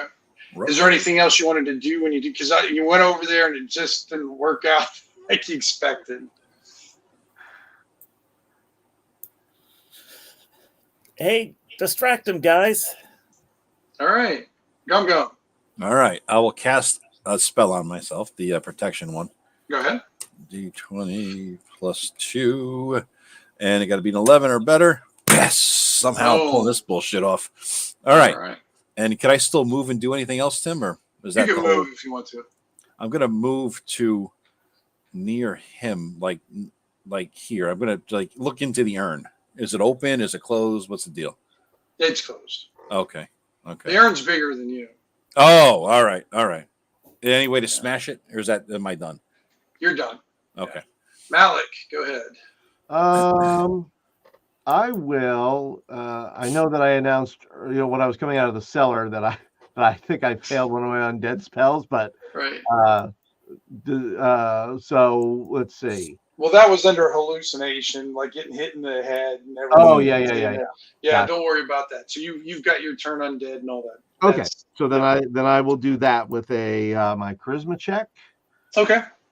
And I will see if I can turn this undead person. Is that how it works? Is it No, I cast it, and then I'm sorry, they have to they have to do a charisma check. It's a if spell. they fail, they flee for 5 rounds. Yeah, it's a spell, right? So yeah. I like that it's a spell.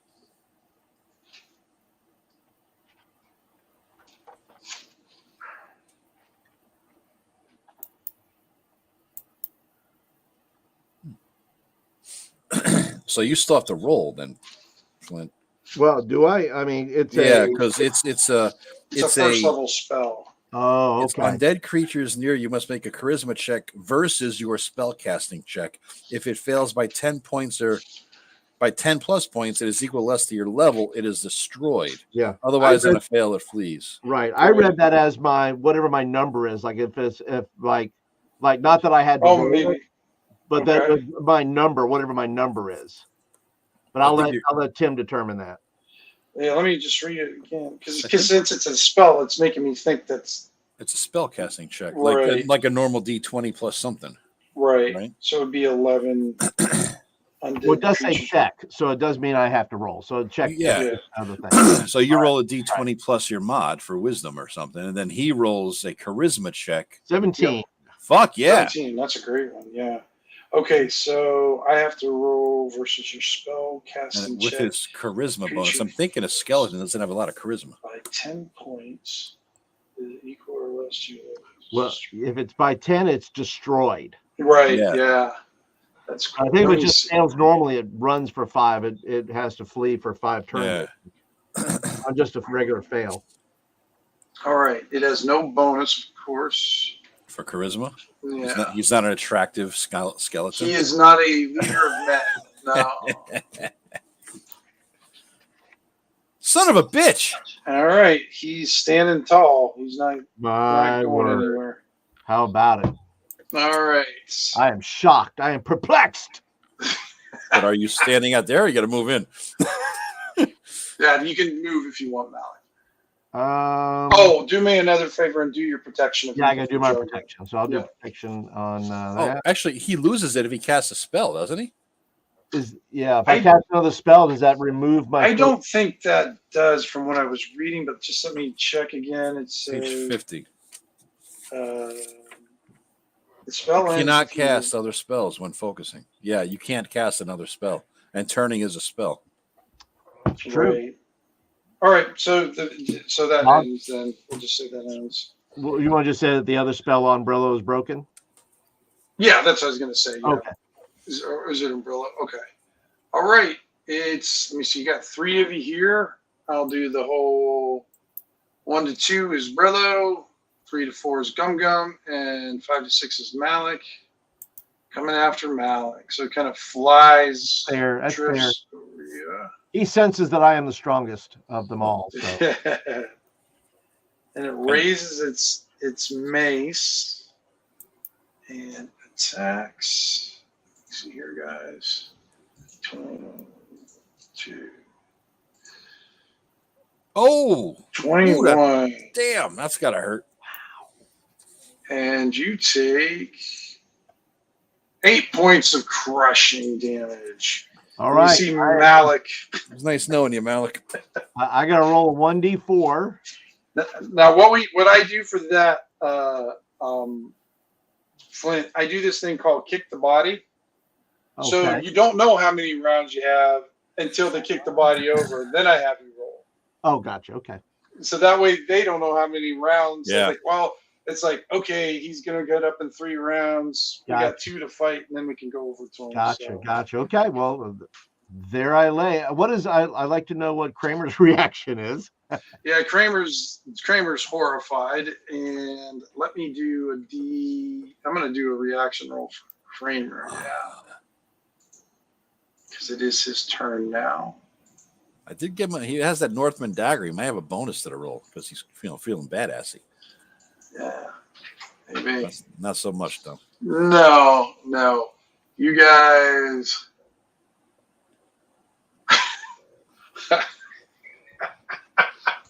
Are now in total darkness. All right, Brillo, you can hide in shadows now if you want. And it'll be a very easy roll. What would you like to do? I'm going to go to where I think this guy was. Okay. And right. You got -4 to your attack then. all right. But I'm going to try to backstab him. Watch out, you won't be able to backstab him, but yeah, you can attack. I'm right next to him, so make sure you aim well. Just saying. Did doesn't his matter. torch go out? 6. Kramer ran. Kramer had the torch. torch and he ran away. We should have tied a rope to his ankle. Well, that's what Mike said. You need to leash him.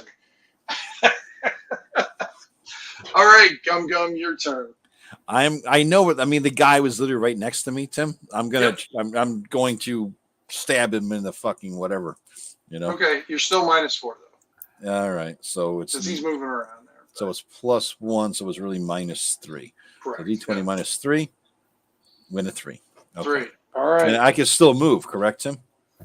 Yeah. Where do you think you want to? Can move? I get through him and get out to like? You don't know where you can feel around there, but you'd only be able to get like real.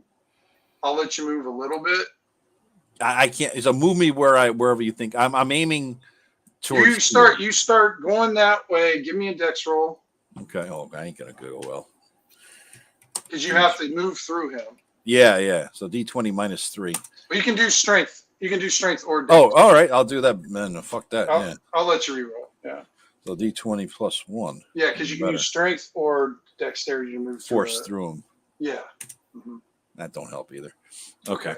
You kind of run into him and don't get any farther and everything. All right.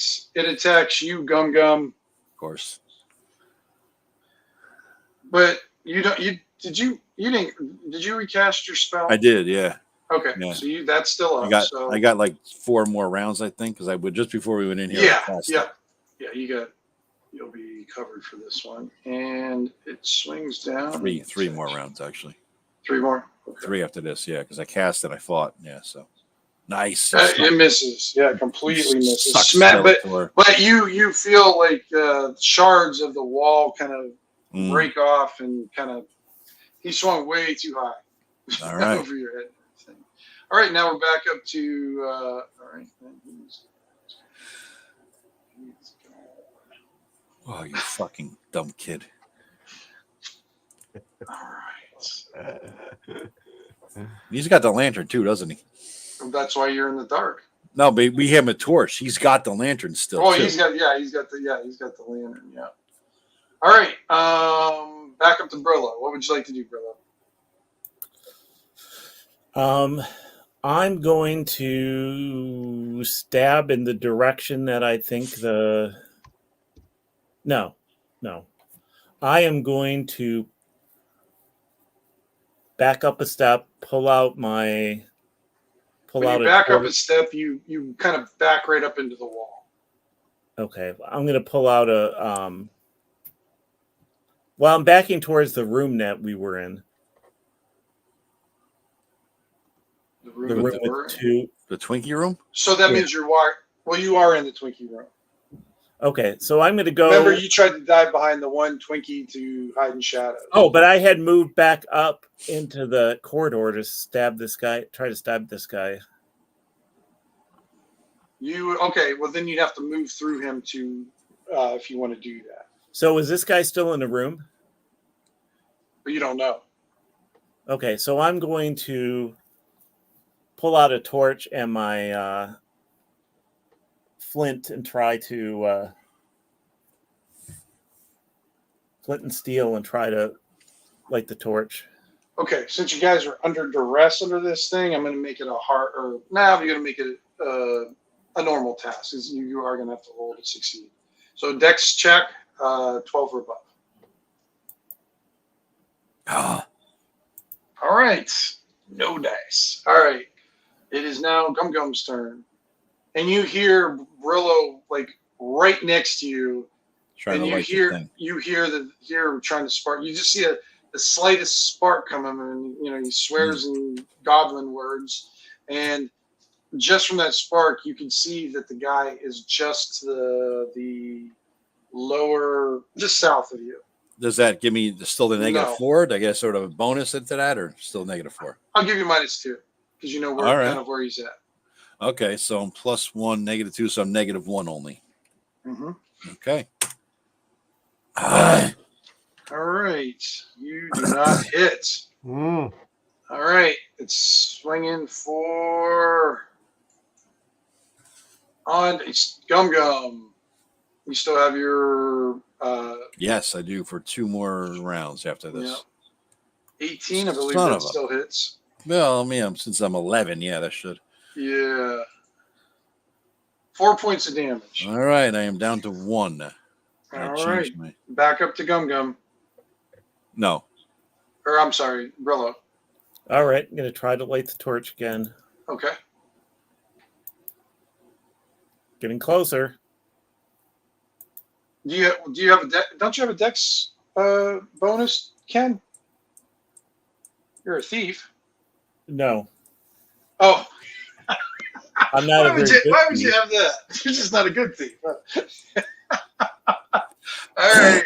You hear the swearing continuing in the spark, and you see more blood dripping off the mace, and this time it's yours. Gum Gum. Yeah. All right. My turn again then? Yep, your turn again. Son of a. Where the hell's Flint and all this? Oh, he's dead. That's right. Yeah. Yeah. All right. So it's still all right. We'll hit him again. Son of a whore. God damn it. All right. He's going after you again. 21. We'll just assume you're Dead. down now. Yeah. All right. Okay. We'll just roll 1 hit point. So that puts you what? That's Unconscious. a 0. Literally 0. Yeah. Yep. So, All right. Am I bleeding out in this game at 0 or no? I don't know. I don't either. We'll figure that out. Yeah. All right. Brillo, you hear a Wilhelm scream beside you. Joe looked that up so you know what that is. Yeah, I'm going to Google that now. You talked about that the other And day. what would you like to do, Brillo? I'm going to try to light my torch again. He's just sitting there going, shit. Oh, No. I don't know what's happened to these guys. No, you just heard him get, and he swings down on you, and I'm assuming you don't have a 16 or a 17 armor class, Ken. On me? Yeah, That's a hit. yeah. 4 points of damage. All right, down to 1. All right. What you gonna try next?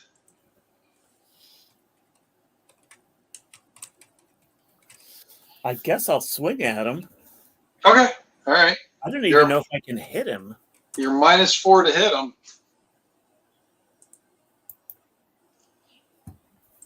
Well, So a 6. All right. It's attack. Dun dun dun. Hits. And I believe we completed the TPK. Amen. Amen. Here's the. Let me see. I'll give you the light. That's what I said, boys. Like when that light goes out, woo, you're screwed. Mm-hmm.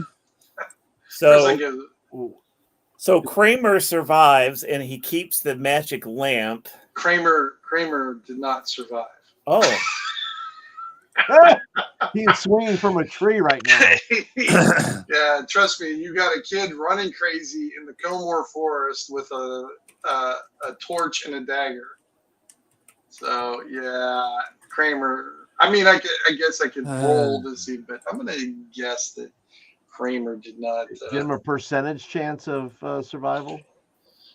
All right. What do you think a fair chance is? I'd say, well, let's just do it hard. We'll just do a hard roll, even. So he's got to get an 18 or above to somehow, some fucking way, he survives. We'll give him a chance. Kramer is feeding the trees in the Comore Forest like so many others. Good. But somewhere in the Comore Forest is a crude, rusty old iron lantern, just kind of half buried in the woods that somebody's going to find, and they're not going to know any reason why it was there because probably some wildlife. I couldn't keep my word. Like I'm not going to bring the lantern back. Oh, I ain't worried about that. I feel bad I died. You feel bad you died. Well, that's a good way to feel. All right. I died trying to light my torch. You did. Whose idea was it to bring that Kramer kid? And not tie him up. From now on, we are binding and tying all of our fucking hirelings. All. Every one of them. That's me. Yeah. Not going anywhere. Yeah, you guys just had like the worst situation possible there because like the way he moved and he blocked the doorway out. Mm-hmm. Kramer was on the outside, and then as soon as he saw the cleric die and that big horrific creature there, he's taken off, and you poor two guys are stuck in a barrow with a very angry Duro. This is the, I don't know if you guys know which adventure it is, but it was this adventure, Requiem of Atticus Stumps. Oh, okay. Oh. I recognize the name. I don't know what it is, though. Yeah. Well, you wouldn't have read it, Joe. It came in. That's true. One of my I wouldn't have read it. That's why I knew I had chance to win. To do it. Yeah. All right. Just because I gave you guys got more. I think this is the most I've ever given people magic items in an adventure. So clearly that did not help at all. No. But yeah, so you had the magic lantern. You guys had the dagger and the short sword that could excrete acid. That ring that you got, Flint. Yeah. That actually adds +1 to your archery skills if you're such a archer thing. So that's what that was. Oh, I didn't have any archery skills, so. Yeah, and I think there was something. Oh. You guys never used, and I know you guys forgot about it, but I wasn't going to tell you about it because you had to remember it. Remember you had that little lizard in the jar? The lizard in the, yeah. Yeah, so what that little thing does is as soon as you release it, it runs out of the jar and bites you. Oh, that's fun. Like most things. But from then on, you can actually use it you see through its eyes for an undetermined amount of time, and it can see in the dark. Oh, yeah, it was a cool little, cool little, but you guys didn't explore that one. So I am now better prepared for the next time Tim you run the game, Tim, because I found that. You found the Wilhelm scream. I did. That one's faint. That's the famous one for like video games and stuff like that. Yep. But yeah, those urns. The funny thing is the way this worked too is the let me see, is this the one?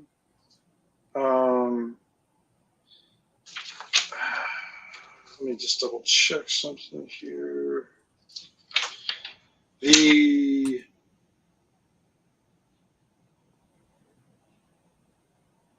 coffins, you could have got a hard silver longsword out of one of those guys too. Oh, were there any of the coins we were looking for in there? All right, here's the thing. It was all up to chance. Oh, yeah. Right. So there was no guarantee that there were, but I have a little treasure table in the back. Yeah. And most of the time when you guys like, remember when I had you roll a D20 over here? Yeah. You could have, if you would have rolled a 9 or a 4. If you rolled a 4, you would have gotten 1 death coin. If you rolled a 9, you get a bag of 1 to 20. Mm-hmm.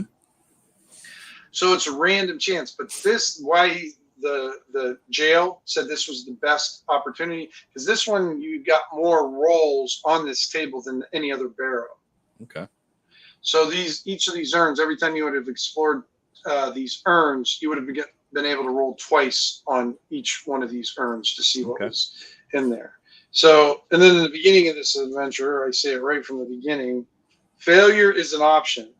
There's a chance the party won't find a death coin, and that's fine. This is adventures to build for beginning characters to explore the region, develop relationships with NPCs and communities, or explore total party kills. Is the halfling in this adventure, Tim, or did you throw him in as an add-on? No, he's actually in it, but all that other stuff that's in there isn't in there. Okay. No, that's just my lore of the morbid mind. Forest. Yeah. Yeah, that I didn't know exactly how it was going to play out, but I knew as soon as somebody heard whimpering inside, like Ken knows, it's going to suck you in. Yeah. My brother jumped in all. Yeah. Right. Yeah. Yep. It usually sucks people in, whether it's good or bad. Don't get sucked in. don't get distracted from that. Kind of thing. But yeah. So, and that's an example of one of my, micro adventures. Yeah. But I don't even run my own adventures as written.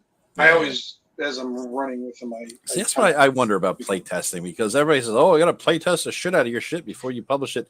Do you really?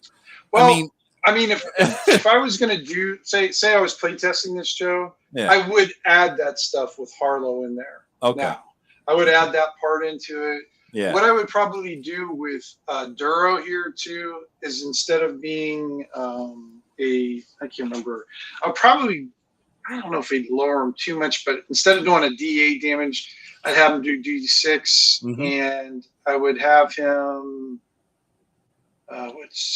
He only had 10 hit points, so he's only a 2 hit dice level creature. So, yeah, you guys just ran into a real shit situation too, kind of thing.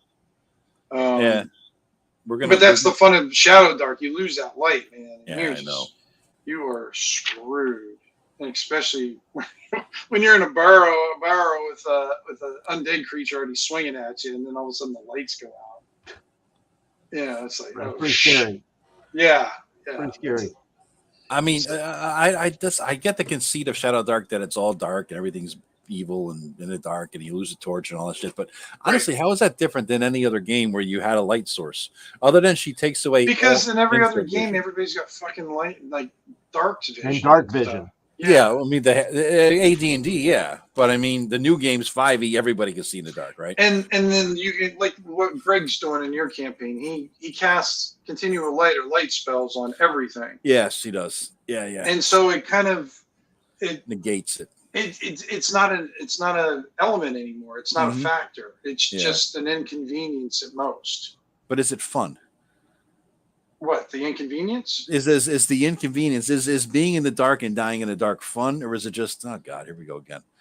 You know what I mean? You know what I'm saying? Is that I like that kind of, it depends on what kind of game you like. I prefer this over, because like in a high fantasy campaign, basically Magic is just replacing technology. Yes. So instead of having a flashlight, you've got a continual light spell on a stone or shield or something. And I like this because you always have to think resource wise, and who you give your resources to.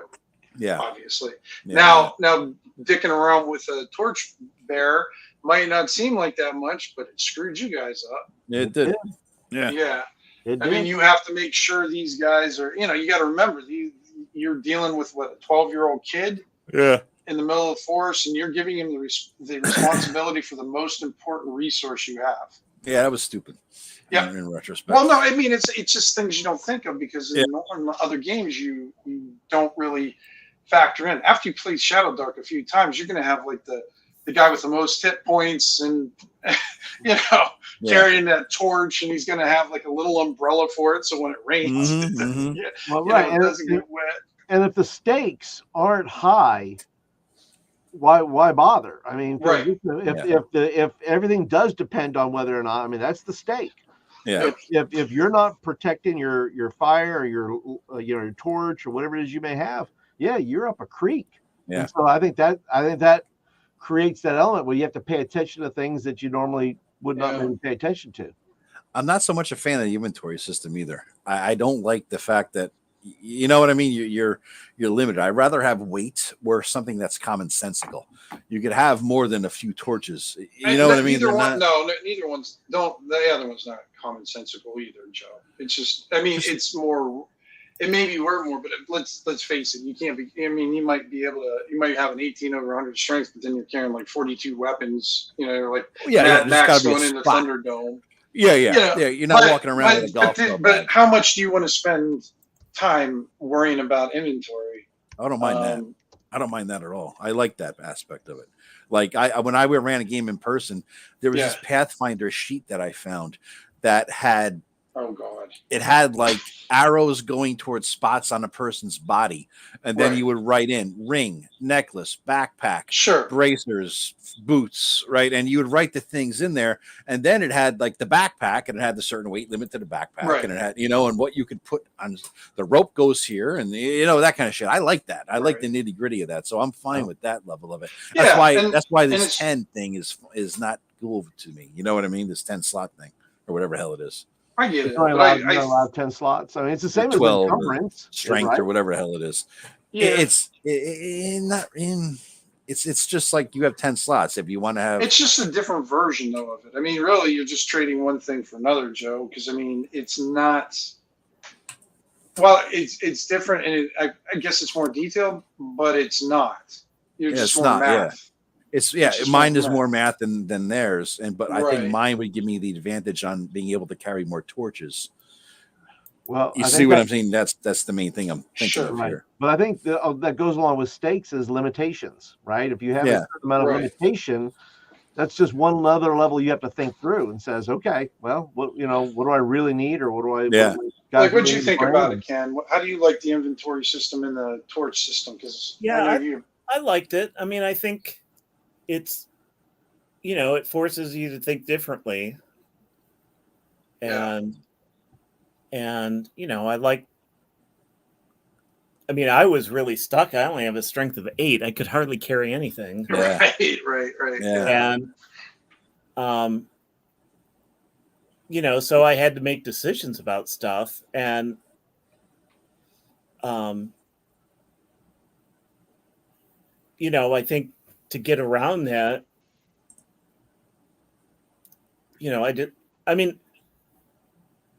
I liked it, but I don't have a set system that is my. No, you're kind of like me. You like your old school essentials, I think, and then I think the one you like what was the other one you ran a lot, Ken? Well, I had used Blood and Treasure. Blood and Treasure, yeah. It's a little fiddly, but like to simplify it. Actually,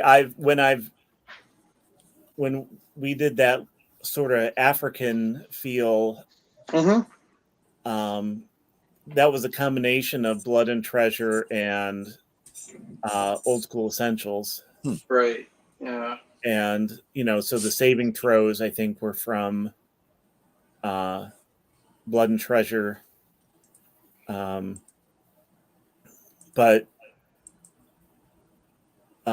which is a similar game to this in the sense that it takes a bunch of different editions.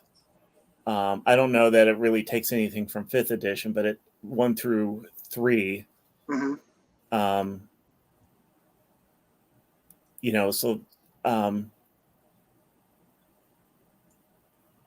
and I mean, the only reason I don't really like 5th edition very much is just because I just don't remember stuff.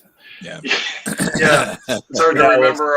Yeah, I know. Because like with Rob's campaign, I had to keep going back and looking to make sure I remembered which powers I had or which build or, which subclass. Because then I had to remember the, different things. And of course, like being at our age, not like because a lot of people are coming into 5th edition.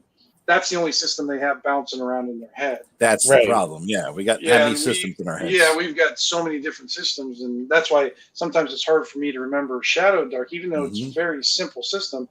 It's it's got enough nuances that are similar to other systems that I'm confused. Yeah, I'm like, that's the problem. Yeah. Yeah. If we all played 3 completely different systems, that's one thing. But how many OSR clone games have we played in the last 15 years?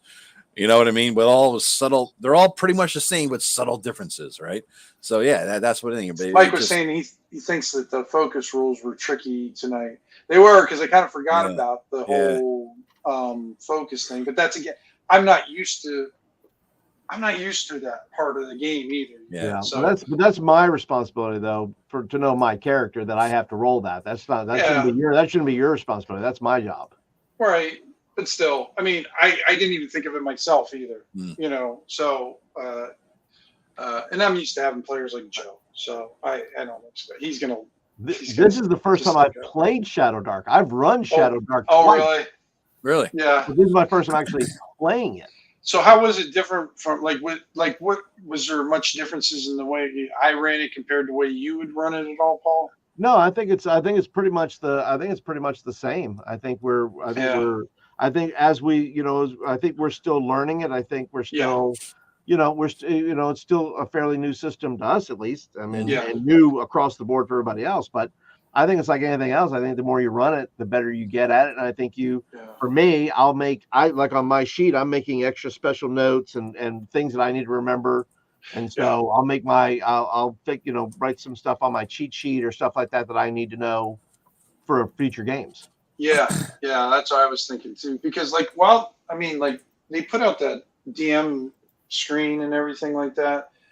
I thought it was pretty put together, but they have that one section that's just dedicated to how to build or naming an NPC. Yeah, and it's like and I just think that's not a good use of space for a DM screen. I would rather have more.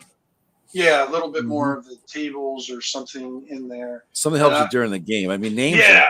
Come on, names. Come on. Yeah, because usually for names, I go online and I print up a list and then I'll write in, On drive-through, they do have. This is a little for rules. It's just like rule cards. I think I want to say they're free. So if you just look for Shadowdark. Here, let me. We lost you there. You gotta highlight him. Did that. I thought I did. Did we kick them all out? No, I see what you do. Here, there we go. Hold on. And then we do solo layout. Boom. Yeah. Okay. Oh, there we go.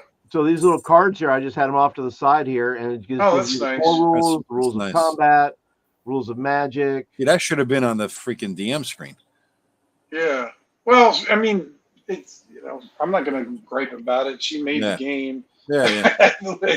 Sometimes players come up with innovative ways to. Well, I was going to say you find better way. I mean, look, the first time you do something, the first iteration, 20 people. Shadowdark is quite a I mean, there's a lot of new adventures out there. People are creating there's content for it all the time. Yeah. So over time, it's just going to get some different looks at it. And like this guy said, well, I'm going to put all these core rules in the cards, and there you go. So I totally respect the work that she put into this and that she held to her vision of what she wants the game to be. Right. You know, that I'll absolutely 100,000% give her credit for that. You know, that's good. It doesn't seem to be a game I like to play more than for a few sessions, though. Long-term campaign, you know, same thing with Old School Essentials. That can only take you so far as well, I think. But I think OSC takes you further than Shadowdark will. I believe it or not. I don't know why. I can't even explain why. I just have to. Only maybe because we played it more. You know what I mean? And we have gone long. We've long by high level, and OSC is like 6, 7 level, right? So. Right. I mean, because if you think about it, like how long, you played a year, you Ken played in mine for over a year. And I mean, I don't know how much more of a level creep that you would want. Because remember, I kind of advanced you guys pretty fast too. Yeah, you did. I had a kind of, because I wanted you guys to try to get access to some of the cooler higher level stuff that sometimes you don't normally do. But I guess we have different you like your epic world spanning 4 or 5 year campaigns, and I like to run our longest probably about a year campaign or whatever, a few months campaign, and have some really cool things in there, but then also have the option to revisit some characters like we do with Snickle. Yes, absolutely. And do the episode thing. Hopefully, Tri-City. Oh yeah, that Mike. Yeah, that's definitely one I would definitely do, because Shadowdark would definitely make an appearance in my City of Scorn. Yeah. Kind of thing. And I think I would work good. I mean, I think it would work really well with. Because really, I mean, it doesn't come down to systems on how to run things. I think it's just the DM and just the style. Because I mean, I can run the Comor Forest with 5th edition. The only difference, like I said, like the tough things I would have to get used to with like maybe a 5e game is just the level power level difference between like a OSC game or Shadowdark game compared to the power level of a 1st or 2nd level character, and then just trying to keep trying to keep all the statistics and the tributes and feats and all that stuff straight, which that would hurt. 5th edition gets deadly when you have creatures or your opponents that have these legendary actions or something. That's well, they can just hand wave. Like when they get to that point, they say, "Look, if you failed your roll, you can choose not to fail that roll." Is one of a legendary action. Yeah. Right, and that just I don't know. That's so against what I agree. It's so against what that's why I don't even like the luck one. That's why I don't like the luck mechanic. Yeah. That luck might have saved me though. It might have, but luck would have been. It would have helped with my roll. It would have helped with my undead roll if I could have used the luck point for that. Right. True. I would have liked to at least lit my torch. That would have been helpful. That would have been helpful. I tried to make it as low as I possibly could to get I know. and I just was just rolling bad.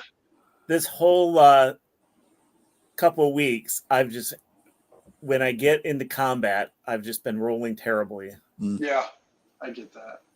So well, for me, I had fun. Oh yeah, it was fun. Well, I'm glad you could join us. So good. I appreciate that. Once again, thank you for having me. Appreciate filling in, and but I had fun with it. I don't care. I mean, kill 100 of my characters. I don't care. Yeah, well, that's the way I am too. I like going, and then like Ken and Joe know I'll play any character I roll up. In I order. don't care what this in order. I don't change anything, and I just. That's right. Even for the Shadowdark, it's funny when I do my Shadowdark characters, I roll up all the stats in order, keep them like that, and then I randomly roll my class, and then I randomly roll my race. I pick or I don't pick anything. I just like randomly roll. If I'm a fighter with a 8 strength and a 15 intelligence, that means he just knows how to fight smart. Yeah. So I'll role play him like that. Yeah. So I'll start, taking. But if he's got an 18 strength and a 5 dexterity, he's gonna be tripping over everything and or pretending like he knows how to shoot a bow. I got this, and he just I can do this. Well, yeah. He's You gonna run another one next week, Tim? What do you want to do next week? It's up to you guys. What did you want to do? I mean, I'm good to play. I mean, I'm enjoying playing with everybody. I would love to have another game. You guys want to do it? Sure. Yeah. Well, all right. Well, I don't want to take anybody. I want to take your brother's seat first of all. No, he's done. He done. started a new job and he's bailed on us. Yes. Yeah. He's done. He decided to go for a better job instead of play with us. So he's literally out of state today in Georgia, starting his first day as a new job. So he's gone all weekend. Well, check back with him. Just make sure. I don't want to. Like I said, just check back with him. If I'm available, I'd be happy to join you guys. All right. But, I'm sure you'll. I want to make sure that's his seat. So. All right. I think you're good. This is what we'll do for next week, though. Okay. Roll up 4th level characters. Oh, Shadowdark characters. Okay. All right. Yep. Shadowdark characters, and then what you can do, since you guys are 4th level. I like that banner that's been scrolling for 15 minutes at the bottom of the screen. Matt Jackson is really, really. I love it. There's no game that we have to have without busting his balls on something. We got it. Yeah, that's true. We haven't busted his balls at all this time. So Let the banner do the busting for me.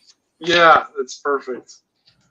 All right, so Shadowdark next week, then, guys, for all 2 followers who are watching still. I know we don't have anybody here now. Yeah, I don't think it's anybody here. Well, I'll announce too. By the way, I'll do a better job. I'll make sure I make a post and it'll go up that morning. That if anybody wants to. I did mine right at the end also. Yeah, I did it at 5:30. I think I popped it up. So yeah. So I think let me just double check. So 4th level. I want to make sure I did that right. You guys get.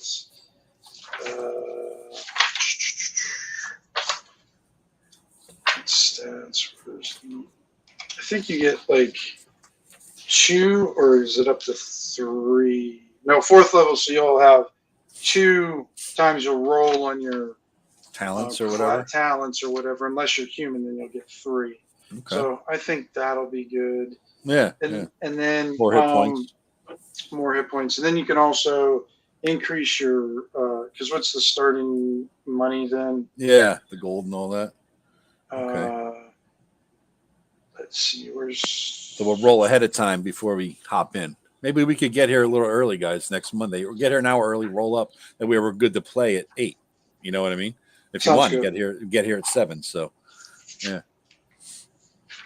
All right, that sounds good. Yeah, we can do that. Is that you good with that, Ken? Yeah. All right. Okay, perfect. Good. That's deal. great. Good deal. All right, good deal, guys. Well, I got to hit the bed. I got to get up at 2 o'clock in the morning. So yeah, me too. All right, thanks everybody for. Thank you. Well, thanks, Mike. Thanks for running. For sticking around. Yeah. Our buddy Mike's our one and only fan. Yeah. I think even Vance ducked out on us rather. Yeah. That's all right. All right. Yeah. Good night, everybody. Later, buddy. Bye, guys. Take it easy. And the stream.